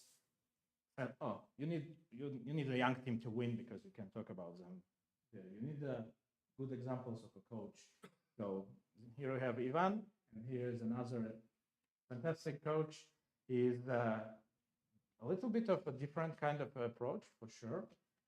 Very calm, very distinguished, nice guy. He is a very, very good author. His recent book about chess calculation is fantastic. He's. I wouldn't say it's completely opposite to Ivan, but his approach is definitely a different one. So he knows his players also very well. Okay, Prague is his project in a way you can say, because he knows him since he was 8 years old, I think. So he basically raised him as a player. I was surprised that, for instance, other youngsters like Lukash, he in one of his interviews, team coach said, "I don't know him that well, so I can't imagine how his standards of knowing his players are." But I can imagine saying that he felt that he doesn't know him well enough. So maybe that was also one of the reasons why in the game against Abdus Satorov, that small accident which probably costed them a gold medal. But Lukash had, they were very lucky to pick these players, because Lukash had amazing performance there. At some point, it seems that they were already memes on Twitter that there is the only way to stop Lukash would be just to not to let him into the playing area, because he was on 8 out of 8, and it didn't seem that he's gonna stop. And people like Caruana and so on. Okay. Yeah, this is very serious. But this kind of a coach or team captain, I call a teacher, because he's really like a teacher to the kids. He had the team of, so Ivan is a little bit more emotional. A little bit is probably a understatement, but when things go well, you sometimes need some emotional people. Ramesh was calming. Actually, they were doing very well, and he was, on the other hand, he was trying to calm them down, to little bit to stop, not to stop the. Sometimes kids become very optimistic, over they basically stop to be realistic, and they think that can be absolutely everybody. And there he actually also in one of his interviews he said that he had to calm them down a little bit. So there are both of them. I think that they are very good models of successful team coach, not only for this Olympiad. Okay, Ramesh long term considered to be one of the best coaches, not only in India but in the whole world. And well, these are people who you can learn a lot from them. Of course, there are many others, like very successful captains. I can see one very successful captain just came in shortly before. Very titled guy, not only in individual events but also in team events. So it's very important to learn from these people and to try to understand how the team events work, and try maybe to do some, to consider, if you will be considering. I can't tell you that this is a dream job for everybody, but it's something which I can recommend considering, at least, because if you really want to be in chess life, still can be an arbiter, of course. You can do many other things, but if you are interested to be a part of a successful team, then try considering if you can basically become a good motivator or good coach and motivator, something like this. So what I was also, when I concepted the workshop, so I was also considering what is very important, or back to myself, how I would prepare a team before the event. So it's more of a technical thing. We I mentioned already, you have to get to know your players very well. So you know not only what they play chess-wise, of course, it's absolutely essential. You need to know if they are capable of facing surprise in preparation of your opponent, for instance, or basically if he is a guy. There are some guys who call it just give him a knife, but he will go kill anybody. But you have to give them, because otherwise he himself cannot come up with the idea how to beat his opponent. But you have to give them the weapon, and then he can do this. Some guys are the other way around. You just let them alone. Basically, them, okay, you play your calm stuff. Yeah, it's most likely going to be a draw, but it's going to be very safe for the team. So we will rely on one of these boards, and then we have some other crazy guys going for the kill on other board. Technically, what I would recommend definitely is having training camps in person. Hopefully, it's going to be possible also in the near future. So, spending time before the event together is very important. I think not only from chess point of view, but also from social point of view. What Regina mentioned here, the submarine effect, when you are for a very long time it's Olympiad, which are now they are luckily a little bit shorter because previously they had 14 rounds. So spending so long period of time with other people, usually if you don't really feel a good atmosphere, it's becoming very difficult then. And here probably, yeah, women are much more emotional, so it's problems may occur from very small things, theoretically. So it's very important to try to settle some kind of this unsolved business before the event. So probably, especially in women's team, it's well, I'm not sure that it's always possible, of course, technically, because well, some players they don't have they have different schedules and not willing to do this and that. But generally, I would strongly recommend having it's between training, particularly for the event, and team building. So it's always very useful. I can say from my experience as a player in Armenia, we will training sessions before going to an event. It was not necessarily full of chat. We would of course train a bit, but we would do sports. Let's say it's also very good to do sports because also lots of negative emotions can be projected via sports. So basically, of course, if you don't break legs and stuff, it's advisable. But generally, sometimes it's very good to have the sport event when you have even in your own team you would do something competitive, and sometimes negative emotions can fade away during other things than chess. So what I considered actually also very important, what came to what I did during we had a training session with Slovakian team before the Olympiad. I can't say that it helped us to a great success. Actually, the result was not very good on paper, but we guys had fantastic event chess-wise. We played 6 super strong teams. We managed to beat Ukraine, lost to Uzbekistan, as I mentioned, lost to Azerbaijan, but very interesting fighting match. Played Norway. They were not doing very well, but still it was a great experience. So I overall was very happy with the outcome of the Olympiad.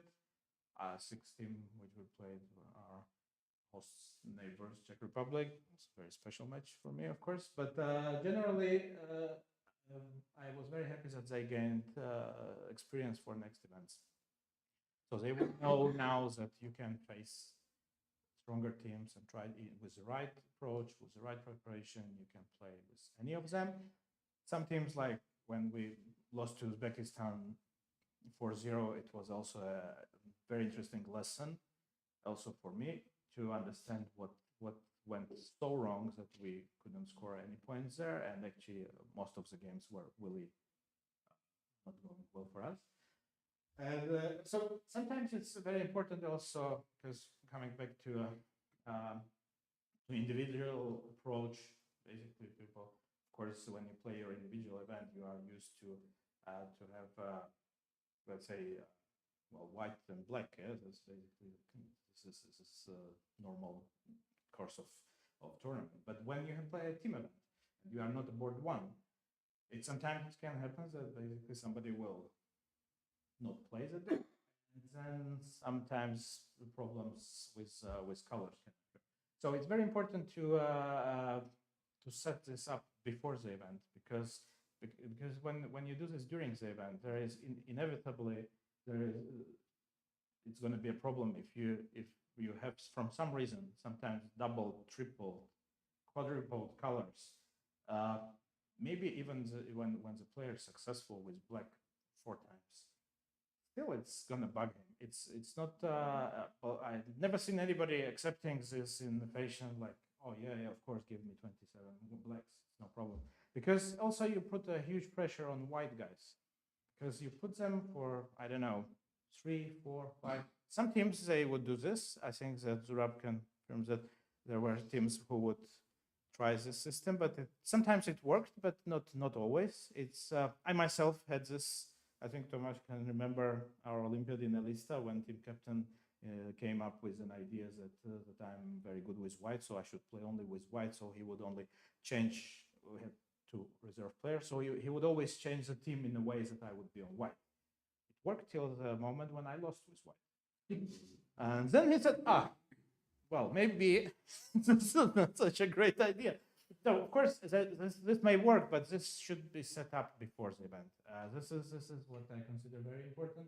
Of course, you can say, oh, look, your opening repertoire with white is not really impressive. So maybe, just maybe, you can consider playing more games with black.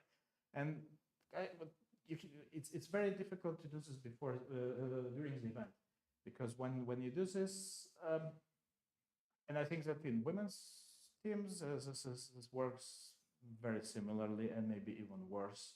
I can recall one situation, yes, from a distant past when this is of course this is technical thing. It's something which is already applying to. Of course, you may not agree. This is just my everything what I said is my personal experience, my personal view on many things. It's debatable, obviously. So I encourage you to tell me whatever went wrong. And if anything what I told you today made you a little bit more interested in becoming or thinking about becoming a team captain, then I would be very happy. And hopefully we see us at some of the next events, because I would like to talk to other captains. more of you would be there, better for everybody. So if you have any questions, please go on. I will be happy to answer.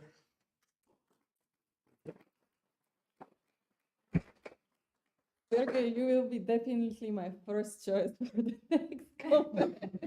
I have to say, I changed the wording now. Yes. Okay. No, thank you very much for your overview, for your personal insight, and for me, I was just like, it was, I think, perfect ending of this conference. And I would have one question, if I may. But you presented 2 types of coaches, boss and teacher, and probably you know what I'm going to ask. Yes. Where do you see yourself? I mean, I think that I'm more of a big brother to. To you. Yes. I didn't mention that. Of course, there are much more than two kinds Yes, of coaches, because I'm, for instance, if I would have to try to come up with a category for Jano Plachetka, it wouldn't be not a boss, not a teacher. I think that probably the category I would call it big brother, because, for instance, my team, very young team, I'm older than them, most of them. We had legend Lubov Tachnik this time, his 19th Olympiad, which is incredible. But he didn't play very well, so mostly the team was composed from 4 young players. So I would usually feel during the team meetings as an older brother to them, who tells them, okay, because sometimes kids, they just need very similarly probably to Ivan. He's a little bit, I would say, maybe not more like a boss, I would call him. But maybe I'm wrong. But I see myself more of my players may not see this like this. Maybe they see me like a tyrant boss. I don't know, but I'm trying to be like a extension of the team, which will take care about of things around the chess part and to make it possible for them to give the best out of them and not to think about anything other than chess. When you are saying that how your team sees you, it's your personal perceptions, or did you ask for their input, for the feedback? What you Yes, I always ask and them. are they honest? Were they honest? Did they tell you like, look, Sergey, this was completely out of the control, or did this work fine? It's actually the hard part of one of the hard part of the job is I always ask them for a feedback, and of course then I have to force them to give it to me because they usually ignore this because this is a small part of okay it's a joke of course but I did get the when I was for the first time in Batumi as a team captain I had the feedback directly before we flew back, and then I asked everybody to take their time because I think that it's very important also because during the event you feel lots of things very freshly, differently. You come back, you see it from a slightly different perspective, and they would most. Now I'm still waiting for some guys to send me a feedback, but it's also because it's relatively freshly after the Olympiad and for instance, Yergush, he didn't stop playing since then. He basically came back, and the next day after he came from India, he played a tournament, and now he plays another one immediately after. So I don't expect him to send me a feedback in these days, but generally, I really want them to tell me what was good, what was bad, and well, I don't want to be well. I'm very happy that mostly they are good things. I can't recall anything really seriously negative from them yet. So, but I will work. But as an Noviergo, she's very honest. Yeah, but but generally they are, just players. They, especially young kids, they don't really need much. Basically, they want to play chess, and you do the rest, and they take care of other things, and you just make their play possible. But yeah, at the moment I'm not. At the moment when the feedbacks will become increasingly negative, I would consider quitting the job, of course. You mentioned some preventive measures like doing sports to get the negative emotions off, but share with us some tricks. How do you deal with negative emotions that are pushed towards there when the team loses some important game? And does it differ if you think of the men's team and the women's team, especially given that condition that Regina mentioned that after some time, après the Bermuda party, the tension is growing and everyone is tired and sensitive and fed up with everyone connecting. Especially that that the most important rounds are still coming. The DRPCC. It's a good question. Yeah, obviously, this is more for a player, let's say, to see, because as a team captain, I actually was very lucky now to well, we also had during this event. We had some health issues in the team, so we had to skip some players because they couldn't play simply. And at some point, I had two players who were not able. It seems that they are not going to be able to play, which is a problem, of course. But I managed somehow to convince one. So basically, gave him some pills, told him to do this and that. And actually, for instance, what greatly pleasantly surprised me. It was that the guys usually were preparing at the evening, so we would check their opponents, well, possible opponents, and they agreed this time to wait until his morning call, if he is able to play, in order to delay preparation. And but we had to agree on this. This was obvious. So I was very pleasantly to. If you do this like we let this guy decide in the morning, and you guys you do whatever you like. Of course, this wouldn't work this way. So okay, yeah, you can decide in the morning, but everybody has to agree that we prepare in the morning. But back to this, that actually in Armenian team, when we were, I was very lucky to be a part of the team in 2011 and 12. when we won 2 events. So actually, back then, I remember that we were extremely lucky not to have. We didn't have any conflicts in the team. I mean, it's maybe the biggest strengths of Armenian teams that we work together. Also, during other events, some of the guys worked for Levon, me too, and basically it was we knew that he sometimes or some guys can be unpleasant, picky. At some point, they can make comments, but we knew that that is for basically that they don't mean it in a wrong way. And this is very difficult, especially in women's competition. One remark or one maybe wrongly the wrong side at some point, or just I don't know, whatever can happen.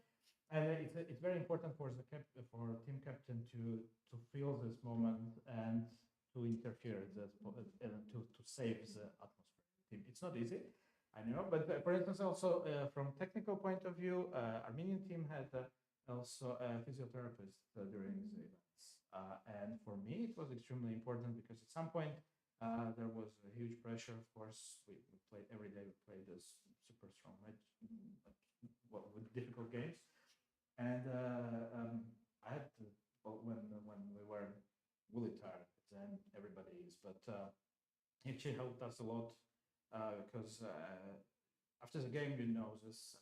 You still will remember this after a bad game, which decided the fate of the match. It's very difficult to sleep. And what for my case, what was very important that he was around, and he actually helped me a lot with whatever. He studied in China, so he had needles. So he would actually basically put me to sleep every day. Yeah, I remember once that I was so tense that basically where I sleep, and he said, "Oh, I can. Well, massage can do this, but I think that much quicker would be the needle." And then I was lying and looked at Julia, and her eyes were not this, and she said, "You know how big the needle was?" I don't care. I slept after 5 minutes, and basically that helped us a lot. And basically, I know that some teams they were doing this. I think that Russian team had a physiotherapist with them for most of the events. Actually, for ladies team mostly, as far as I learned.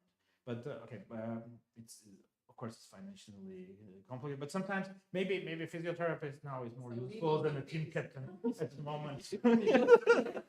So this is another thing which also of course one can do, but yeah, you have to be very qualified. But we mostly did, and yeah, we would do this, but it was an exception that we wouldn't have this negative emotions between us. But it's an exception, and I think that this is why many brute force teams don't succeed lately. Okay. You mentioned that there are very few women captains at the Olympia. That's actually an interesting fact. I didn't realize it at all. Experience. Do some Bulgarian. I can't speak. Yeah, well, there are very few. I think that so then there is a problem that you can't really you have to pick up a role model from available ones, and then it's more difficult. I personally wouldn't say that I know anyone who would. I would say, this is what. Okay. Yes, I remember. Yes, yes, that's true. But this you can share this experience with us. I didn't have this privilege to play under a woman team captain yet, but you would remember, yes. Yeah, would you say she would be a good role model? So Nino really was true that she was for some years, huh? But she would be mostly a team captain of women's team before men's team. And Zurab was then women's team or men's, or he was playing. But the problem is that there are so few examples, so that's one of the reasons I would like to encourage you to consider this. Yes, I can tell for my women's Bundesliga club in Austria. We got a women's captain last year, and I have to say that she doesn't really play chess, so she's like a very beginner. But she's always like, "Do you need anything?" And she gets us coffee and drinks and takes care of us. And she's always in a good mood and also takes care of the good atmosphere. And I really like. This is maybe even more important sometimes than you don't qualify. Being a strong chess player doesn't necessarily make you a good team captain. So, but of course, yeah, position of chess player, I would have to say the opposite. But I think that sometimes even if it's in some events, or particularly for women's teams, I think that being a strong chess player may be harmful because you understand too much what's going on, and you have to have very good nerves because you don't see this, but girls, they see you. What you do. And basically, it's very important. Sometimes it's very even good that you basically don't have to understand everything what's going on there. But on the other hand, you are a very good motivator. Maybe that's one of the examples which can be used, that you help your team in the best way you can, and it doesn't necessarily have to be studying neither. So it's just maybe about the team atmosphere. In ladies events, I'm sure that this is much more about the atmosphere than chess itself. I can recall personally an example. I'm not going to name the person, the captain, but I remember very well when we were playing. Okay, somehow the openings didn't work fine for us. Our captain came with another captain. Stood opposite to us, that we see him, and he was shaking the hand. They were laughing, and I was like thinking, okay, that's not really motivating. That's not really what I wanted to see. You shaking the hand, laughing, and now it's not allowed anymore to stand on the other side. But maybe not because of this. Yeah. It wasn't forbidden because it's not like what you want to send the message to your women team. The thing is that basically maybe he wanted to send it. We lost the match actually. It didn't work out well. But this probably is a way to. I think that mostly what stops people from considering becoming a team captain or team coach in ladies events is that they feel underqualified. But that's exactly what Denis said is probably more important. That basically is a good atmosphere. It's maybe more important now than just part. So. Some more questions, or if not, then thank you very much. Thank you very much. Thank you, Director. Thank you very much to Sergey. And now for the final word, we are happy to invite President of ITU. And maybe also Alex and you. Okay. Thank you. May I stay with you? Okay. Well, how to start? This is very important. First of all, I will start with the logic, because you just mentioned about me, so I have to reply. Well, reply from my point of view, what's captain? Because again mentioned that there is sitting one successful captain as well. So I can say yes, there is a captain who was successful, but there is a captain also who was not successful. I have both experience. So, and from my point of view, there is a different role with what Ivan is doing, because you described absolutely correctly. Ivan is doing from the point of the super professional chess coach and professional approach, including the Bermuda part. So this is super professional. He believes that this is my strategy. I have to go until then. My strategy was different. Because I have a team that time in 2009, of course you remember, where 3 equal stars played. I can say 3 equal stars because they were competing between them, and 3 good average players. So what was important for me that because communication between stars always are very complicated. Always doesn't matter country, doesn't matter because they are competing in the individual line, and this feeling, you know, you have to remove this feeling of the competition when they are playing in the team. If you don't remove this feeling, the Finnish team doesn't exist. So my job was only not connected with chess, whatever, puzzles or chess tasks or openings, mainly to make the comfortable atmosphere for everyone. When I arrived on the first training session with them, there was a so big complication that 1 out of 3, 1 star didn't arrive. So I said, okay, then I'm leaving. If this guy will be not here, then I'm leaving. I will not take the responsibility of the captain. And somehow it works. And later on, I don't know why, but because probably they respect me from different point, they become a team. I'm talking about Azerbaijan team 2009. Yes. And they become a team, and then during the event, of course, always you need the luck like Uzbekistan. Without luck, it's impossible to win any kind of thing. So, but you know what was important now? I did contrary what Ivan did. For example, Ivan don't allow people to go for Bermuda party. You bought them tickets. Yeah, first time in life. I did in some moment opposite. Because I feel that this team who is playing well, they need the relaxation. And I actually not only allow, but I was part of this relaxation also, and somehow it works. Now, when I say that I was also unsuccessful captain with the same team, because team became a hero, yes, in a very short period.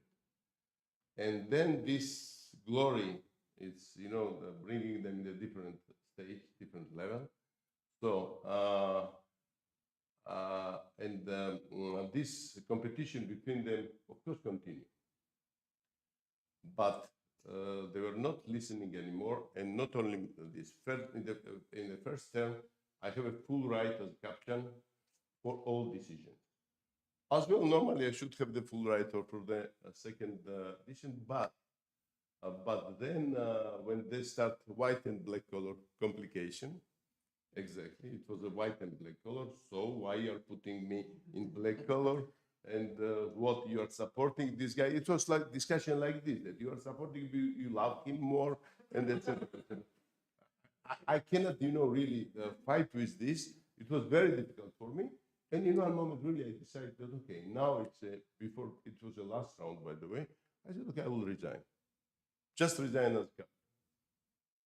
And when I made this declaration, okay, I have no problem, I will resign. Immediately, I will not mention which level of the politicians from this country they start calling me. So it's not possible because it will be a scandal. Okay, I understand that this can be a scandal. And then I said, okay, then allow me please to make my decision. The player whom I suggest to play black, he said, I will not play. Tomorrow, I'm not coming to play, so you start with 0. And it was only me who said yes, okay. We start with 0, but this is my decision. And I think I was absolutely right. But at 3 morning, again, I got a phone call. So you cannot, because they start, if you lose what will happen. I said, I'm captain, I'm taking responsibility. No, you cannot take responsibility. This is federation. Federation, it's a main body. And we asking you, please, to remove this player from this color, or he will not play. So then I said, I will have no chance. You have no chance, but okay, maybe you make a draw, which is good for us. So I believe that normally, this was my big mistake, not to resign, really. When you make a decision, you have to resign, and then you are right. I didn't resign.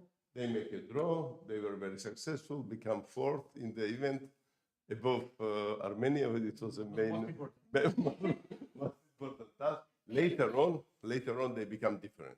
But in this moment, it was a very sensitive point, and okay. That's why I say I was successful, but at the same time I was unsuccessful captain. Well, now regarding this conference. Yeah.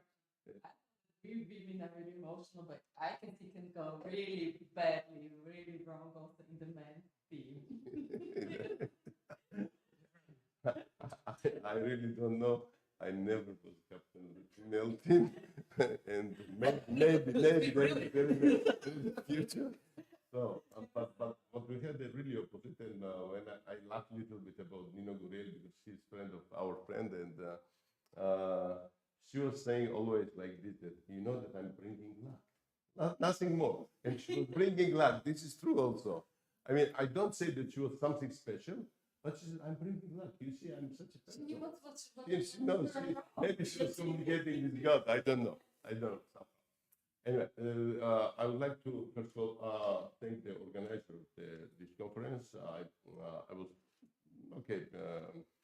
partly attending your conference, and I catch many points, which is important for future of especially female chess. Only one point I cannot agree with our colleagues. What my understanding is like this, that especially in Europe, in the world also there's the same, but chess is the most tolerant game which is God produced. Really. I mean, such a tolerant game where doesn't matter male or female, everybody can play and can play equally, and even more. You know, when I don't like when we are talking about some kind of discrimination. There is no discrimination in chess, in my opinion, because I would not say that the contrary, but there is a competition which is a female competition, and there is open, which partly it's called men competition, but it's not a really men competition because female can participate, and there is many successful examples about this. I was lucky to be born in Georgia because especially the respect of the female chess, and not only female chess but general female, it was on very top level, and you know, famous poet of the 12th century where we have a king, actually the female the lady who was a king, not queen, we call the king. So so I'm coming from this point, from this country, and I from my childhood, who was my heroes? Nona Gaprindashvili was my hero, you know. Then later on, Mikhail Tal became my hero. But and I saw all this respect. Even I can tell you more that sometimes as a male, we feel the discrimination, to say the truth, because when they were fighting for the world championship title, sometimes some secretary of the Communist Party, they were calling us, you have to help, like this, not giving the order, not some kind of, you know, kindly asking you to help. No, order.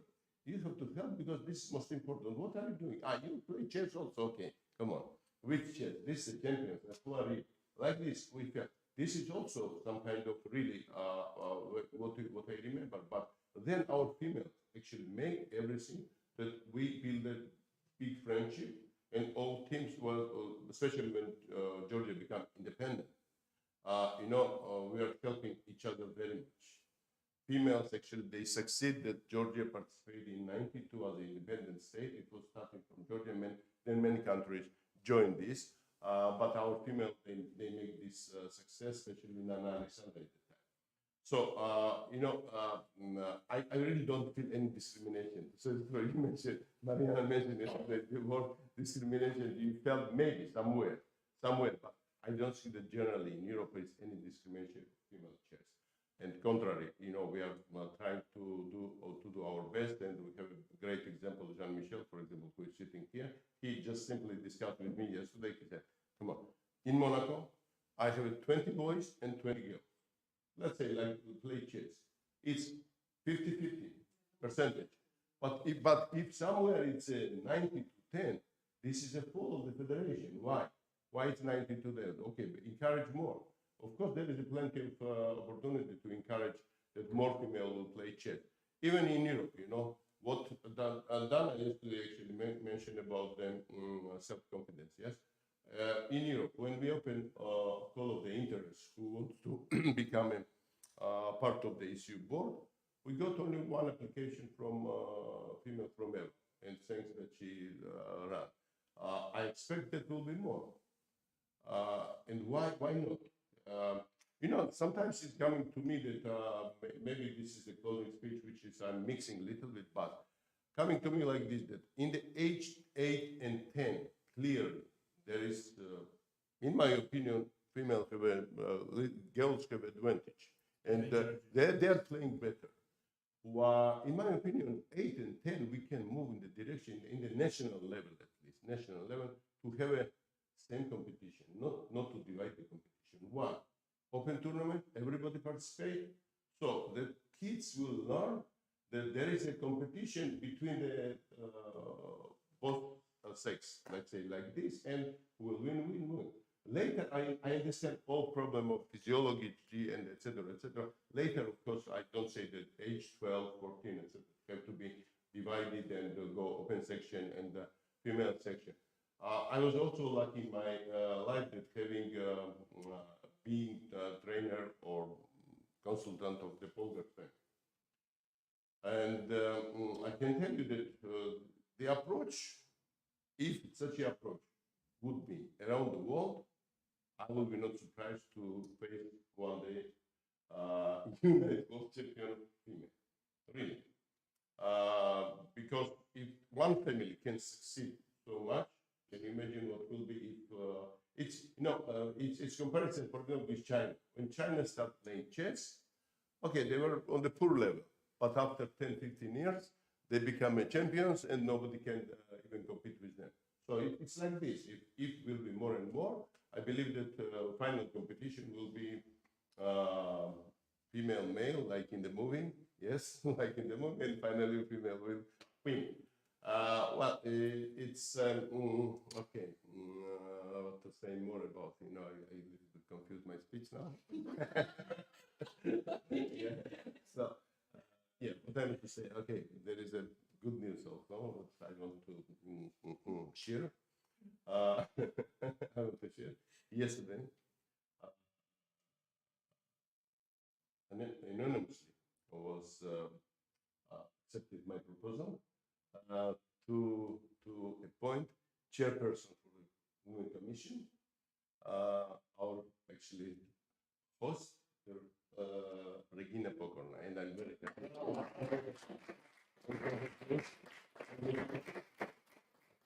I truly believe that you will do your best in this direction, but don't forget about me. And once again, thanks Czech Organizer Federation for your support. Once again, I would like to thank FIDE, because FIDE is really giving that very important blood for all kinds of activities.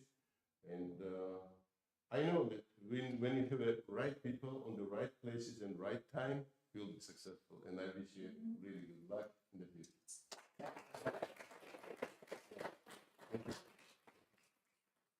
So, now the final word. I'd like to thank the age of 2 days ago. Before I give the word to the most important person for me, and I think for you also, to Regina, which I congratulate to the position, because it's great for the future of the women chess. And I just want to thank Regina, because the preparing was not so easy. It took us a lot of time, mostly you. I think, in my personal view, I was here all the time. You choose excellent speakers. I want to thank to all of you.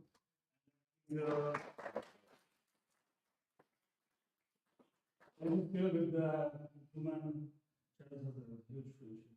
So congratulations and let me know, please. Yes, thank you very much. I won't take so long from your time. Thank you, Peter, for trusting me that I will be able to do this. It was also first time this kind of event, but I think what makes the conference of course speakers, you know, that you choose the right topic, you address the right issues, right points, and really like inspirational people. And I think we had many of them. And what I could yesterday, like observe with some of them, it was like the passion they share for chess when they were speaking. With their eyes, they were really like lightning and full of emotions. This is something that we really need in chess. Volunteer people who are willing to work, willing to do, who are not afraid of the change, and have the confidence that they can move the mountains. And once again, thank you, Dana, for being here, for taking your time. Ela's not here anymore because she's with the program to do Zurabia, also for appointing me. I'm looking forward to the new challenge. I need to explain it to my husband. He's not feeling the divorce paper. Okay, go.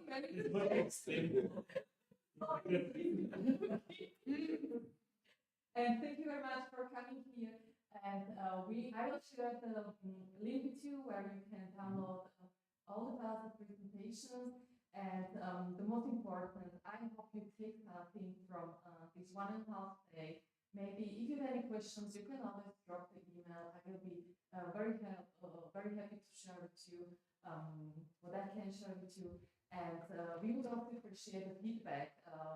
So maybe it was the first time we organized this kind of conference. And it would be great if we had kind of like it would become habit, and also that you come up with the topics that are of your interest. And thank you once again for taking your time, being here, sharing your worries, sharing your successes, and hope to see you soon again. Next time. Enjoy Prague.